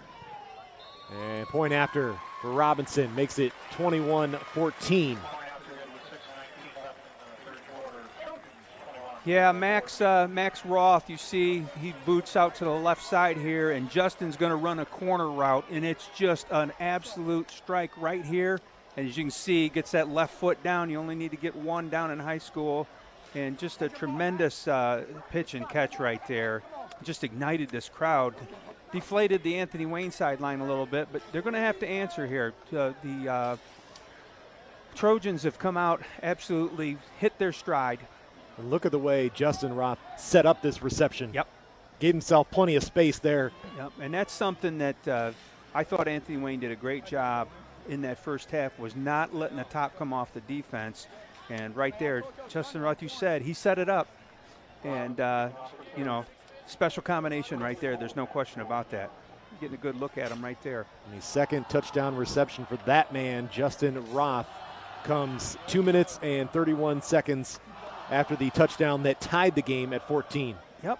Well, now is all that work you put in during the summer, and now it's time for Anthony Wayne to go answer. They need to find their rhythm a little bit again. They kind of lost it coming out of that locker room. Taken inside the 10. Mold on the return. 25, 30, 35, 40. And out to the 43-yard line. Nice return there for Jeffrey Mold Jr. Fantastic special teams play. You gotta ignite your team somewhere. You haven't had it. You've been flat this second half. You got to find an igniter button right there and right there. Mold Jr. on that kickoff return, big special teams play, sets his offense up with really good field position to start this drive here with halfway through the third quarter. Do want to make one note. Jacob Benjamin Jr. was the injured offensive lineman during our injury timeout. He was helped off the field. He was able to walk off under his own power, but he was being guided off the field. So we'll see if he's able to return. And across the 45, still trying to drive forward. Finally, the play is blown dead. Well, Caswell was dominant in that first half, and been a little flat here to start. They've thrown the ball a little bit more than they did in that first half and got away from him a little bit, and now they've decided to come back with it and picked up 4 on first down. Right now, you just kind of got to rebuild this offensive rhythm, just one play at a time. 2nd and 6, Caswell. Again, there he goes. Couple of nice cuts and gets a first down. You want to find some rhythm in your offense. Joe Caswell is a good rhythm producer. Feed him the rock. He's going to come off. The problem is with Joe is he's playing both ways, and he's using a lot of energy on both sides. So he's off the field now. You've seen his quickness. You've seen his power.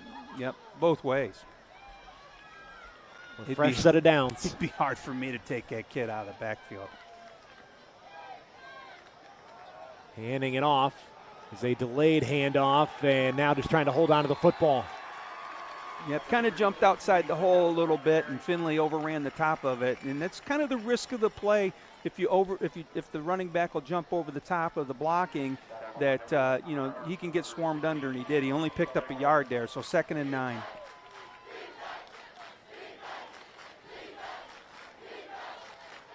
Great atmosphere. 2 receivers to the right. That's Copley in motion. Swagger will hand it off. This is McAllister. Nice. And he is cut down. Well, he got a nice gain there and putting themselves in much better shape here on 3rd down. Justin Roth, the tackle. Justin Roth feeling really good right now with the way he's playing on both sides. Here's that tackle again.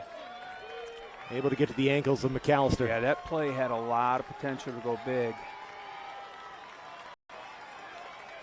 They'll go 2 receivers to the left this time. And it's St. Holtz. Nice. St. Holtz with a nice run. 1st down, moving the chains. Again, build your rhythm, 1 play at a time. You don't have to go downtown and risk a incomplete pass or 2, even worse, an interception. Let's build this thing 1 play at a time. Your running game has been good for you. Let's stay at it. And how about the guys up front that time, given the space on that handoff? Absolutely. I thought this whole drive they've done a good job. Even when they didn't get a good play, I thought it was blocked pretty well, and running back just kind of jumped over the top of it a little bit. So stick with it. Swagger to the air this time and overthrows Copley. I'm not sure if they were on the same page there on the route. Well, they kind of did a little divide route right there between the 2 receivers out of that Twins, and you got to give Findlay some credit there. They didn't bite, and they stayed. They did what I thought Anthony Wayne did such a good job in the first half. They did not let the top come off that defense, and now we're looking at 2nd and 10. Still got 3 downs to produce this 1st down. Back to the good stuff. I like St. Holtz. Yep. Inside the 35. It's not a lateral running game either. This is pure tackle to tackle, blood of your nose, get downhill. And this is what, if you talk to any offensive lineman, if you ask them, what do they love to do? Do they like to pass protect? Do they like the zone stretch block? No. They want to go one-on-one, man-on-man, bloody the other guy's nose, and now we're in a good situation. Another key 3rd down situation. Yeah, look who's back in the game, too. I think he's going to be just short. It's going to be about 4th and 1 here.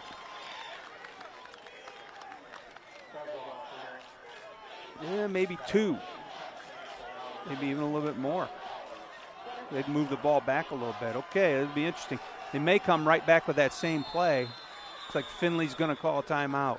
Needs to get to the 27. Yeah, what happened is there's no question Anthony Wayne ran right back up. Findlay didn't want that defense. Okay. These are the moments in a game where you look back on plays like this that we have coming up. There's no doubt.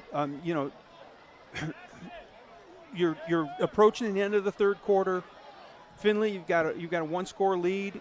If you can stop them here on 4th down, you get the ball back with a chance to take the ball. You've played well offensively in the 2nd half. You got a chance to take it down. You're 2 for 2 on touchdown drives. Chance to go up and take a 2-score lead. Anthony Wayne knows that. They know they need to put a stop on that. And the number 1 way they can put a stop on that is to keep this drive alive with the 1st down. They need to call their best football play right here, give it to their best football player, and pick up this 1st down. It looks like it's a long, too short 3. Keep your eyes on number 55, Luke Montgomery right here.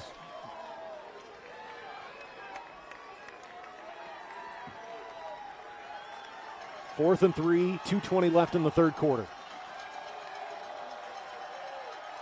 Findlay has they brought an extra defensive lineman up on the line of scrimmage. They're in a 5 front now. They've been in a 4 front this whole drive. Swagger to his left. It is caught by Caswell, 1st down. Woo! Everybody in the house thought he was going to get the ball, but they thought he was going to get it on the run, and they slide him out into the flat. What a play. What a throw. This is how you execute. Oh, my goodness. I saw Findlay, they come up, they squoze the line of scrimmage hard, and I thought, oh, my goodness, this is going to be tough. But, you know, they didn't blink on that Anthony Wayne sideline. They knew what they were doing. I'd probably had to yell defense if I was coaching. 1st and 10. Oh, nice trap. Caswell picks up a couple.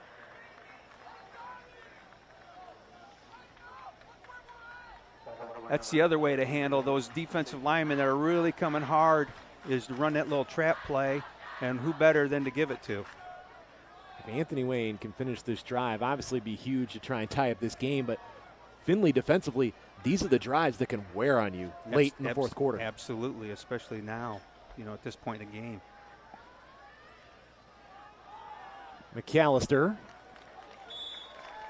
took a hit up the middle. Yeah, I'll tell you what, Kale had a great block at the line of scrimmage. They had a guy penetrating hard. It saved the day, or that could have been a significant loss. Big play here. Feel like every play is a big play right now. It feels like it right now, just because of the situation and how Findlay has come out and played offense in the second half. You don't want to give them the ball back without getting points. We're approaching a minute left in the third quarter. Copley in motion, and we've got whistles on the field, and looks like it may be against Anthony Wayne. False start. Ouch. Well, every time I keep seeing Coach Burgard at the half talk about don't beat ourselves. You know, we've talked about the physicalness of Findlay and their experience, and they've got like 8 all-leaguers back on their team. You know, you're kind of, not that you're totally outgunned, but you're down a little bit. You got to play well, and a penalty like that's a killer. 3rd and 11. Swagger Screen. backpedaling a little bit, completes it, but it's going to be 4th down. Boy, they played that well. That was really a good call. Tackle made by Skylar Scott. Yeah, Scott really snuffed that out for sure. Made a great play. Now we're looking at 4th and 12. Looks like they're going to try a field goal. 40-yarder.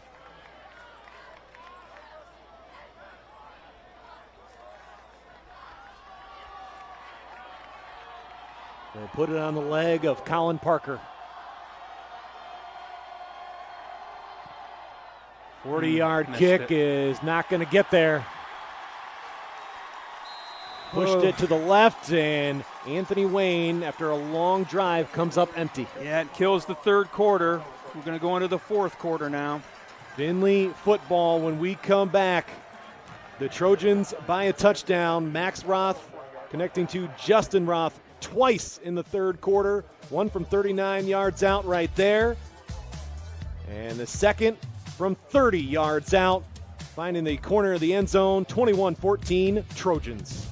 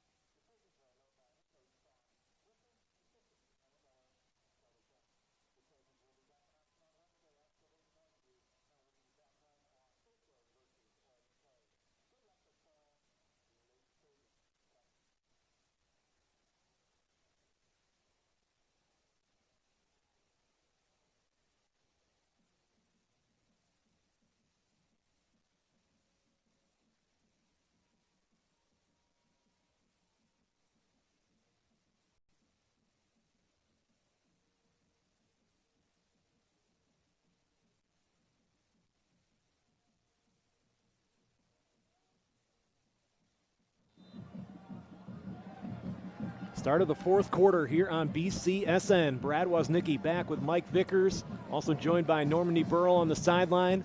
It is Findlay by a touchdown and looking for an open man to start the fourth quarter. Not ideal there for Findlay, with Roth under immediate pressure on first down. Yeah, there we go again. His scramble ability sets up their offense pretty well. There's a penalty flag down. I'm not sure if it's an illegal man downfield or if they did call interference. It is ineligible man downfield. So that helps. Ball's on the 20-yard line coming off that missed field goal. And so now you got a penalty that'll back them up a little bit more. Yep. Let's see. You can see offensive lineman way downfield there. It looked like the center.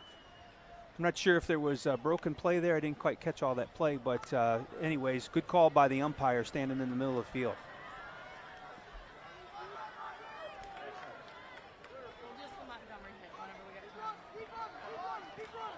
And able to get to the near side. Now trying to make a couple of cuts and staying on his feet. We do have a general down there at the end of that play. Cramping.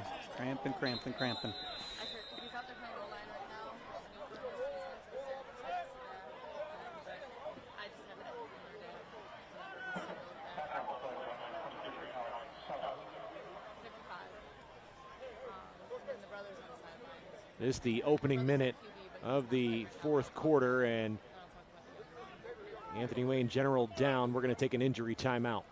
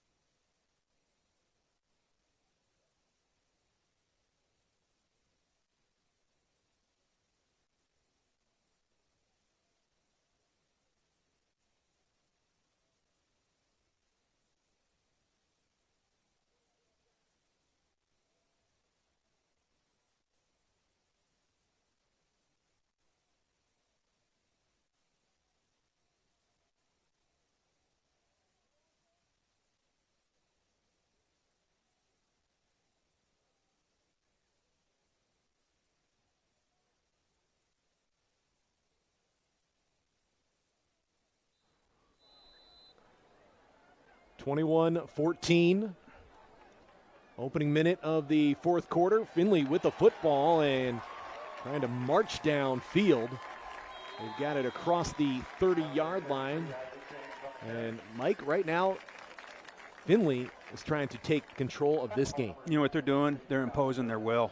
No doubt about it. I was just sitting there thinking, if I'm on the Anthony Wayne sideline, I'm really nervous right now. I've had some kids cramping, and I'm running a lot of guys in and out on defense. I'm still small, and all of a sudden now, with the clock running, coming down to 11 minutes to go in this game, I got to come up with a stop, and I got a team imposing their will on me. 1st and 10, up the middle. And Isaac James, nice pickup on first down. Well, I think, if you're a viewer, one of the things you can watch right now is look at pad level.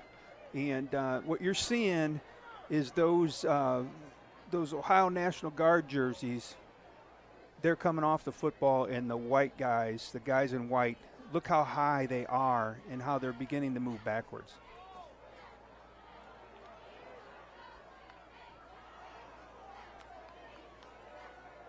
Second and 5.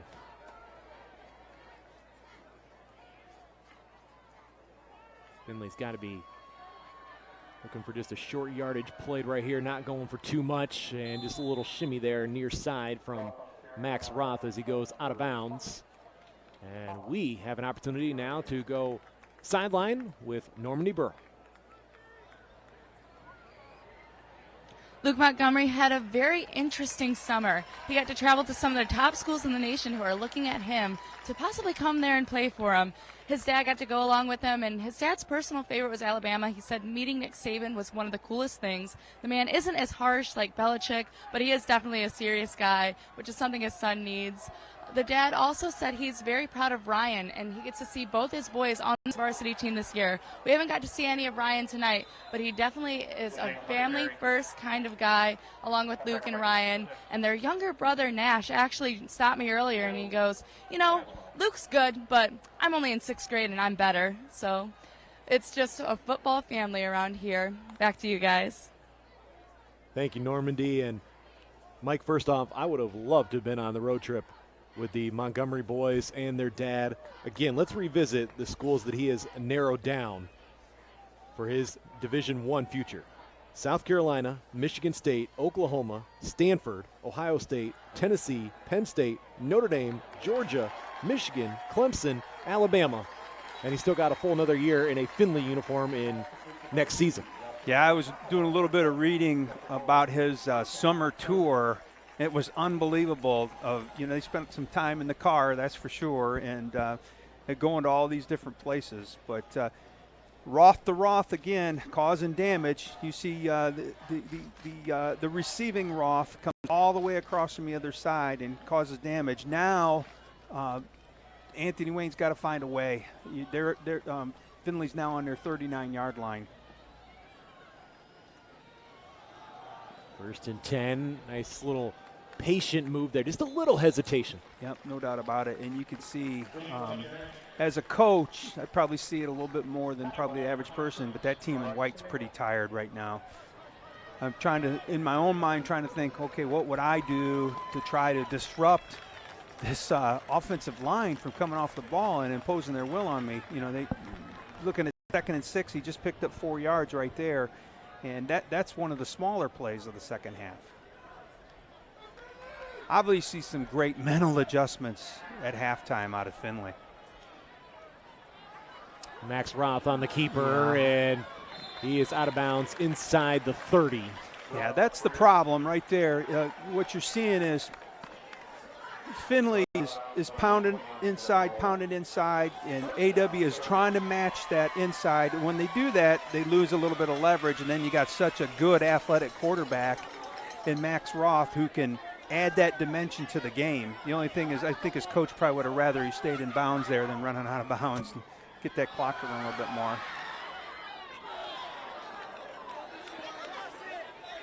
Another fresh set of downs from the 29. As we approach the 8-minute mark, Max Roth out of the pocket. One defender trailing, fakes, and he's just going to run out of bounds. He is dragged down around the 26. It was Ty Grooms. And the Findlay student section having some fun with the Findlay staff members. And a reminder to student sections, show us your spirit and tag us on Twitter using hashtag BCSNNation to get in the running to be our Unison Health Student Section of the Week and be featured on Game Day Nation. That's the part we missed a year ago. Absolutely. And how big, it's so important. It's just not the same without him. Here's James. Boy. Findlay is just marching. Yeah, it's just a tired group they're playing against. There's no doubt about it. By saying that, I'm probably not giving Findlay enough credit. And the way that offensive line's coming off that ball right now, they're just winning the war right now. And it's just kind of a slow defensive death for Anthony Wayne. You know, they need the ball back. They need something special to happen, like a turnover right there. Look at those guys, 6'8", 6'9". Woo.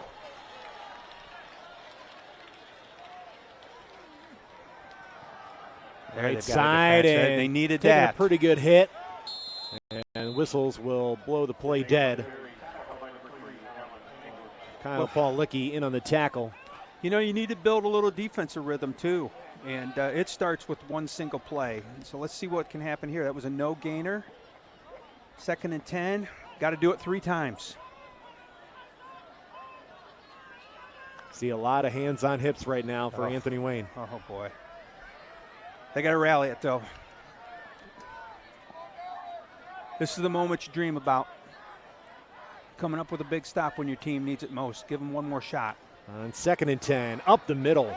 Nice burst of speed, and it's a few yards. It's a big 3rd down, because what will happen here is if you can force a 4th down then Coach Adams got to make a decision. Is he going to go for it to put a dagger into it, or is he going to send his all-track kicker out there and try to give him a 2-score lead with a field goal? So it's huge right here. That they've got to bow their back right here, and they've got to find a way to make a stop. This huge play right here, maybe the play of the game. 3rd and 4 from the 11. Max Roth keeps it. And he slides down inside the 10. Yard shy of the first down? Yard shy. I believe a yard shy. Now it's decision time. You've got Trace Robinson waiting. Absolutely, and it gives you a 2-score lead. And that's what you want. You want to get into a 2-score lead. Here's that play one more time. Yeah, he's down right there at the 8, so they're going. In the backfield is Alex Tice. He's under center. That's something they don't usually do. I think Findlay might have called a timeout before it snapped. And they're fortunate because I'm not sure he was going to get it. 5:32 left in the ball game. Timeout, Findlay. Well, let's talk through the track right now. The preseason poll. Central Catholic, 3-time defending champs. They are the favorite to defend their track title. Even though they're supposed to be down. How many times have you heard that? Every year. And I don't know what the score is now, but the last I saw, one of the best teams in the state of Ohio came to Toledo and 3-3 yes. at halftime, wasn't Central Catholic and St. Ed's. Yep. Fremont Ross picked to finish 2nd in the track. Finley picked last 3rd. I saw, and Ross 4th. was getting handled by Tiffin Columbian, I think. And then Finley was 3rd, and that's a pretty good football team right there, no doubt about it. And then how about Whitmer last night? Coming out setting the tone early in the Battle of Tremainsville. Yeah, and I know when they scrimmage this team in white, they had a pretty good scrimmage against them. This is a huge play. On 4th and 1, Roth out to his left, being chased. Needs some help. And he's going to get the first down. He's looking for the end zone. I don't think he got there, but he's down about the 1-yard line. And that's going to bring a fresh set of downs. It'll be 1st and goal with 5:23 left. Finley is a touchdown away from putting this game away. Well, they're not in yet, and I think that, you got to, when you're Anthony Wayne, anything can happen. You're still looking, just like right there, that wasn't the best snap. You need a turnover of some type here, or you need a penalty. Something that can back up Findlay a little bit to give yourselves a chance. How many times have you lost leverage on him all night long? He's driving you nuts. Got good legs. First and there's goal, the snap. Ball loose. Okay, so there's play 1. Needed a bad snap. They got it. Unfortunately, they didn't get the football.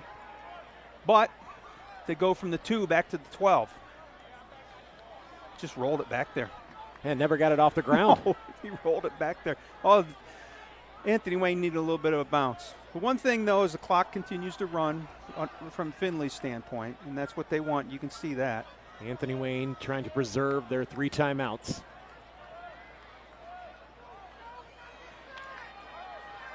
They got to be pushing the play clock here, I would think. Max Roth floats this one. It's caught. Okay, 3rd down. About the 8-yard line, 3rd and 8, 3rd and 7. Big play here, because if you can get to 4th down again, he's got to make a decision. This time he'll probably bring his kicker on, and then you got a chance to either block it or he misses it. Dallas De La Cruz on that last reception to set up 3rd down. It's big. You see the play clock's at 15, so they still have plenty of time.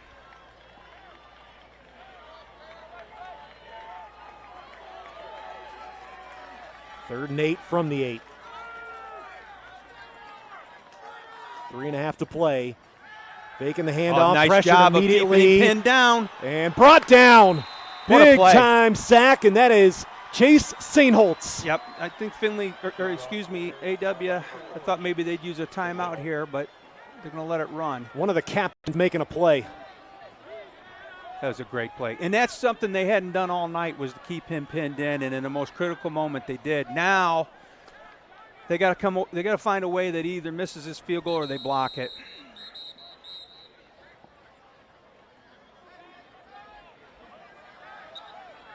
35-yard try coming up.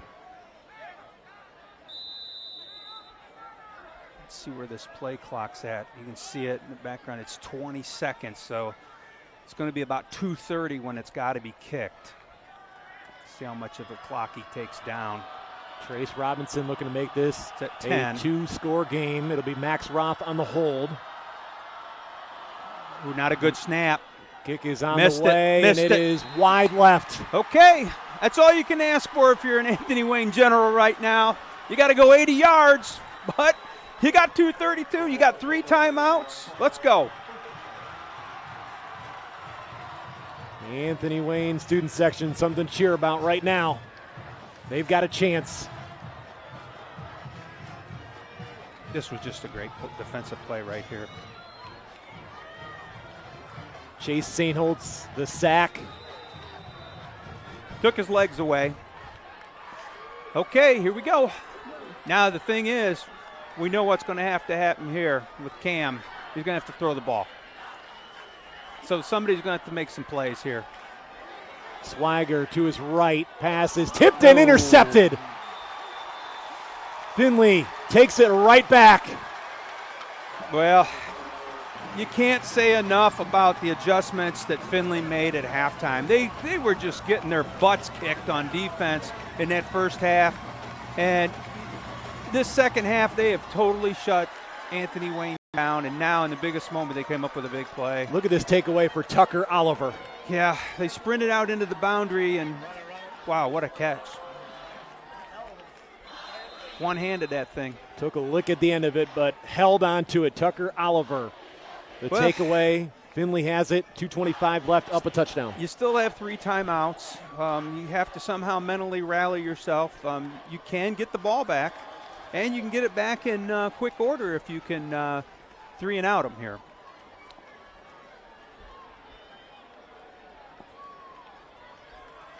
I don't think there's a lot of secret to what Findlay's going to do here. I don't think you'll see the ball in the air.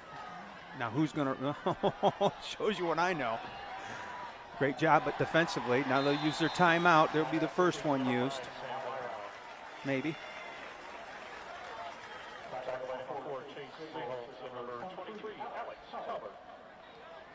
Maybe not. Approaching 2 minutes to play. For sure after this play. Thought Anthony Wayne defends that pretty well, and they still gave up 4 yards. I'll tell you what, Findlay really, they found a great offensive rhythm in this second half. Isaac James staying on his feet. Good rally. Still going. Good effort. He took an extra 5, 6, 7 seconds off the clock with that effort there. Yeah, sure did. Well, comes a big play here. They're backed up far enough. I don't know if you'll get another field goal try or if there'll be 2 football plays here.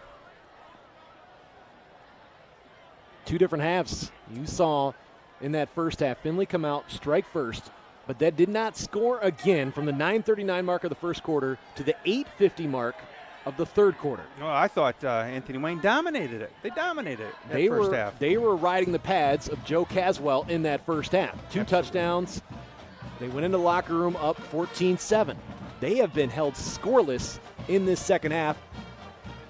Findlay up front has done the job. Oh, absolutely. They flat out imposed their will. They went to what I was concerned about at the beginning of the game was that dominating size and how could Anthony Wayne with that light front hold up. And then you know, you've got the magic combination Roth to Roth. They've hit a couple special plays in there as well, and it's been just too much here in the second half for Anthony Wayne to hold up defensively. Max Roth dumps it off to Ireland. He's out of bounds close to the 20. Yeah, I don't understand why he went out of bounds. They'll talk about that. Yeah. So that'd be 4th and 2.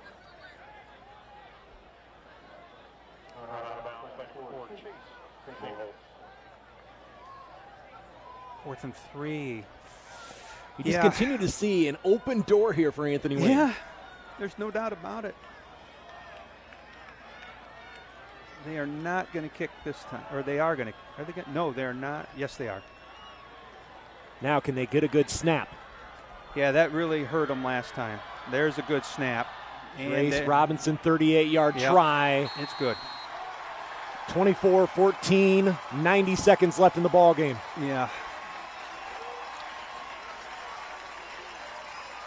Well, that's tough. No doubt about it. The difference between those two field goals was the first time he didn't get a very good snap, and the second time got a perfect snap.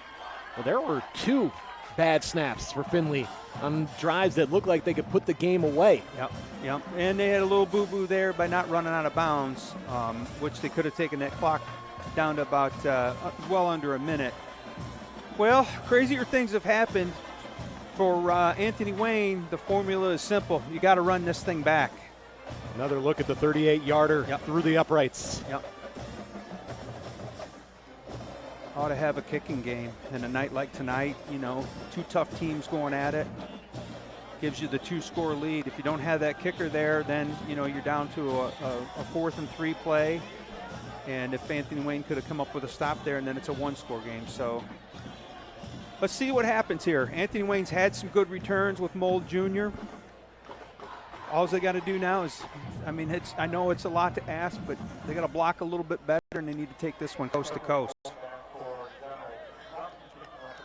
And he's capable.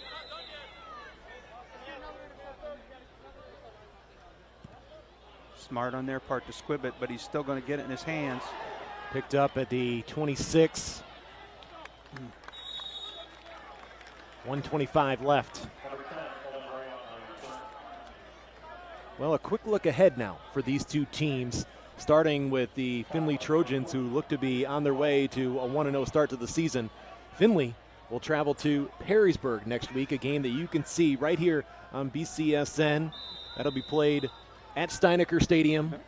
Perrysburg, the defending NLL champs. They've got Connor Wallensack back leading that running game. Pick second behind Anthony Wayne. And, Anthony Wayne has given them everything they wanted, so that Perrysburg is going to be in the same situation. And Swagger, nowhere to go. Yeah, this has just been tough for them all night.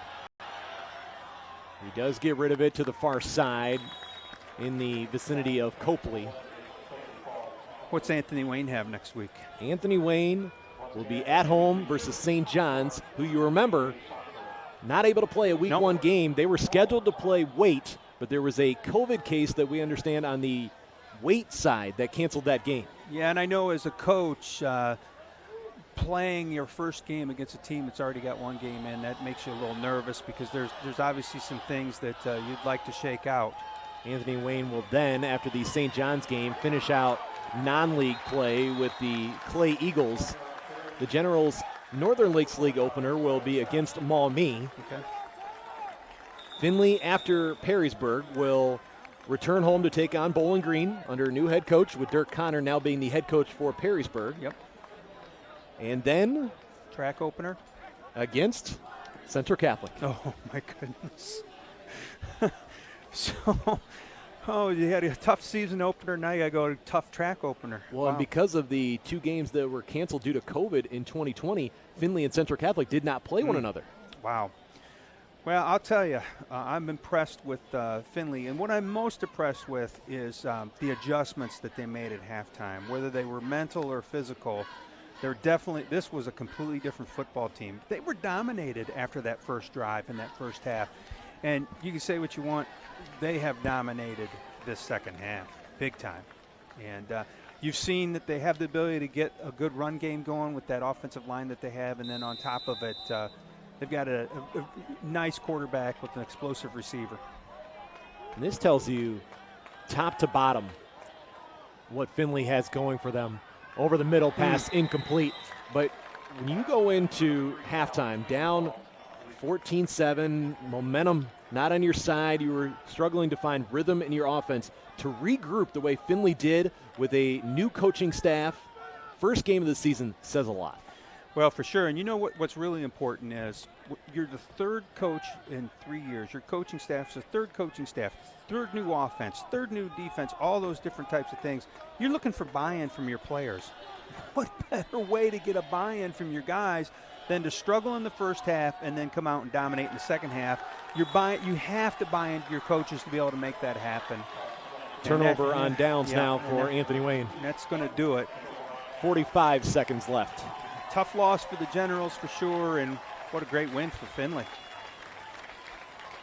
And, you know, we always talk about, especially for a new coaching staff, football is a momentum game. Getting off to a good start, especially for Findlay with the new coaching staff, it's huge. And this is a really good win for the Trojans for sure.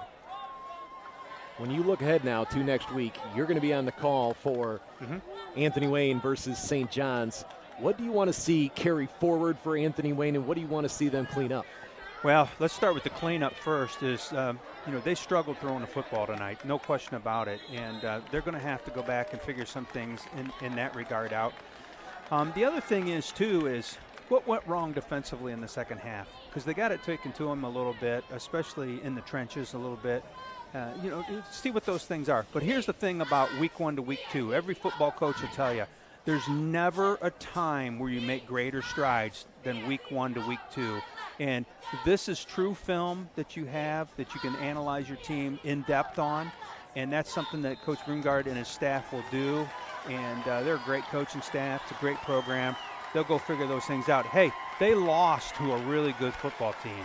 They didn't lose. They didn't lose to somebody that's not very good. This was a great test for them. Almost pulled it off. Who knows? It's week 1. You could be looking at possibly the track champs by the time the regular season is all said and done for Findlay. No question. We'll see. Central's going to have something to say about that. Whitmer's going to say something. St. John's, Fremont Ross. It's going to be a battle in the track. It's going to be fun.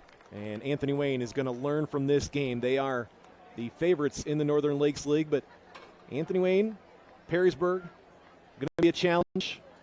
Those are definitely your top 2. From then on, we'll see. It's kind of wide open. Napoleon was, I believe, picked 3rd, and they went down last night to Defiance. And Napoleon without Jarrett Gerdeman now going forward. They lost him last year for most of the year due to injury, but he is now graduated. So we'll see how Torrey Strock's program handles this season with some new guys having to step into bigger roles for the Napoleon Wildcats this year. The Findlay Trojans, home field, week 1, they get it done 24-14. And looking back just on the scoring real quick, started out with Max Roth connecting to Trace Robinson to start out 7-0. That was at the 9:39 mark of the first quarter. Then Caswell gets going for Anthony Wayne. 2 first-half touchdowns. Generals up 14-7 at the break. You come out second half, the Roth-to-Roth connection. Max and Justin connecting twice, once for 39 yards, the other for 30 yards. Those were 2 minutes and 31 seconds apart. And then it was the 38-yard field goal from Trace Robinson to put this game away. Yeah, lost in that shuffle. Just in the box score, you don't see it in the box score, was the running game and what it did to help set some of that stuff up. And then the feet all night long of Max Roth created extra moments for him to scramble around in that backfield to be able to find those extra plays. And it was good. You could see Findlay really celebrating that first win for their head coach. It's good to see Coach Adams get this win. He's kind of stuck around with Findlay. They've had a lot of change over here in the last couple of years, and so good win for them. I want to give credit to the guys up front for the Findlay Trojans. Certainly, you mentioned Max Roth, Alex Tice, and Isaac James back and forth there in the run game as Findlay melted the clock away there in the fourth quarter. And that takeaway for Tucker Oliver. When Anthony Wayne had another chance there in the end, he gets that interception. Oh, no doubt about it. They're going to look at the game of 2 halves for the Findlay Trojans and for Anthony Wayne Generals for that matter. But that guy right there from Findlay, he's going to be really pleased with what happened here in this second half. Okay, now Normandy Burrell is standing by with the head coach, the victorious Findlay Trojans. Coach, your first win as head coach here. How does it feel? Our first win, not my first win. Our first win. Great job to the coaches, the players, everybody for coming out tonight. It has nothing to do with me. It's not about me. It's about the people in this program and the people that got these guys rolling, the game plans we put together, the belief that we had. So it's a lot of props to our staff. It's not about me at all. Of course, and now going into the second half, you said we got to knock all the nonsense. How proud are you of your team's ability to go out there and play the second half, knocking all the nonsense? It's back to what I said earlier. We've got to be resilient. That's what our team has to be. They're a great football program. They're a great team. We knew they were going to punch. We had to answer the call, and I thought our guys did. I said we went into the locker room, hey, 6 rounds are over. Okay, they got us a couple more times. Now it's our time to return the favor, and I thought our guys did a great job of responding tonight. Thanks, Coach. Yeah, appreciate it. Hey, congratulations to Coach Adams on his first victory as the head coach of the Findlay Trojans. Findlay will now travel up to Perrysburg for another NLL track matchup in Week 2. Anthony Wayne will head home, get ready for the St. John's Titans. Looking forward to both of those games. Yeah, especially Anthony Wayne. Like you said, I'll be at that game and on that call. And it will be a big challenge for Anthony Wayne. Number one, because they don't have any real game film on St. John's. We're not playing in that first game, losing that today to COVID. And so that's going to be a challenge. They're just going to have scrimmage film is all they're going to have. But the good news for AW is they had a game. They had a 48-minute football game to go through. Findlay went into halftime down 14-7. And at the end of the night, Max Roth finishes with 3 touchdown passes, 1 to Trey Robinson, the other 2 to Justin Roth. And the Findlay Trojans defense shuts out Anthony Wayne in the second half. 24-14 the final. For Mike Vickers and our sideline reporter, Normandy Burrell, I'm Brad Woznicki saying so long, and thank you for joining us. Week 1 of high school football is in the books, and the Findlay Trojans start the year 1-0.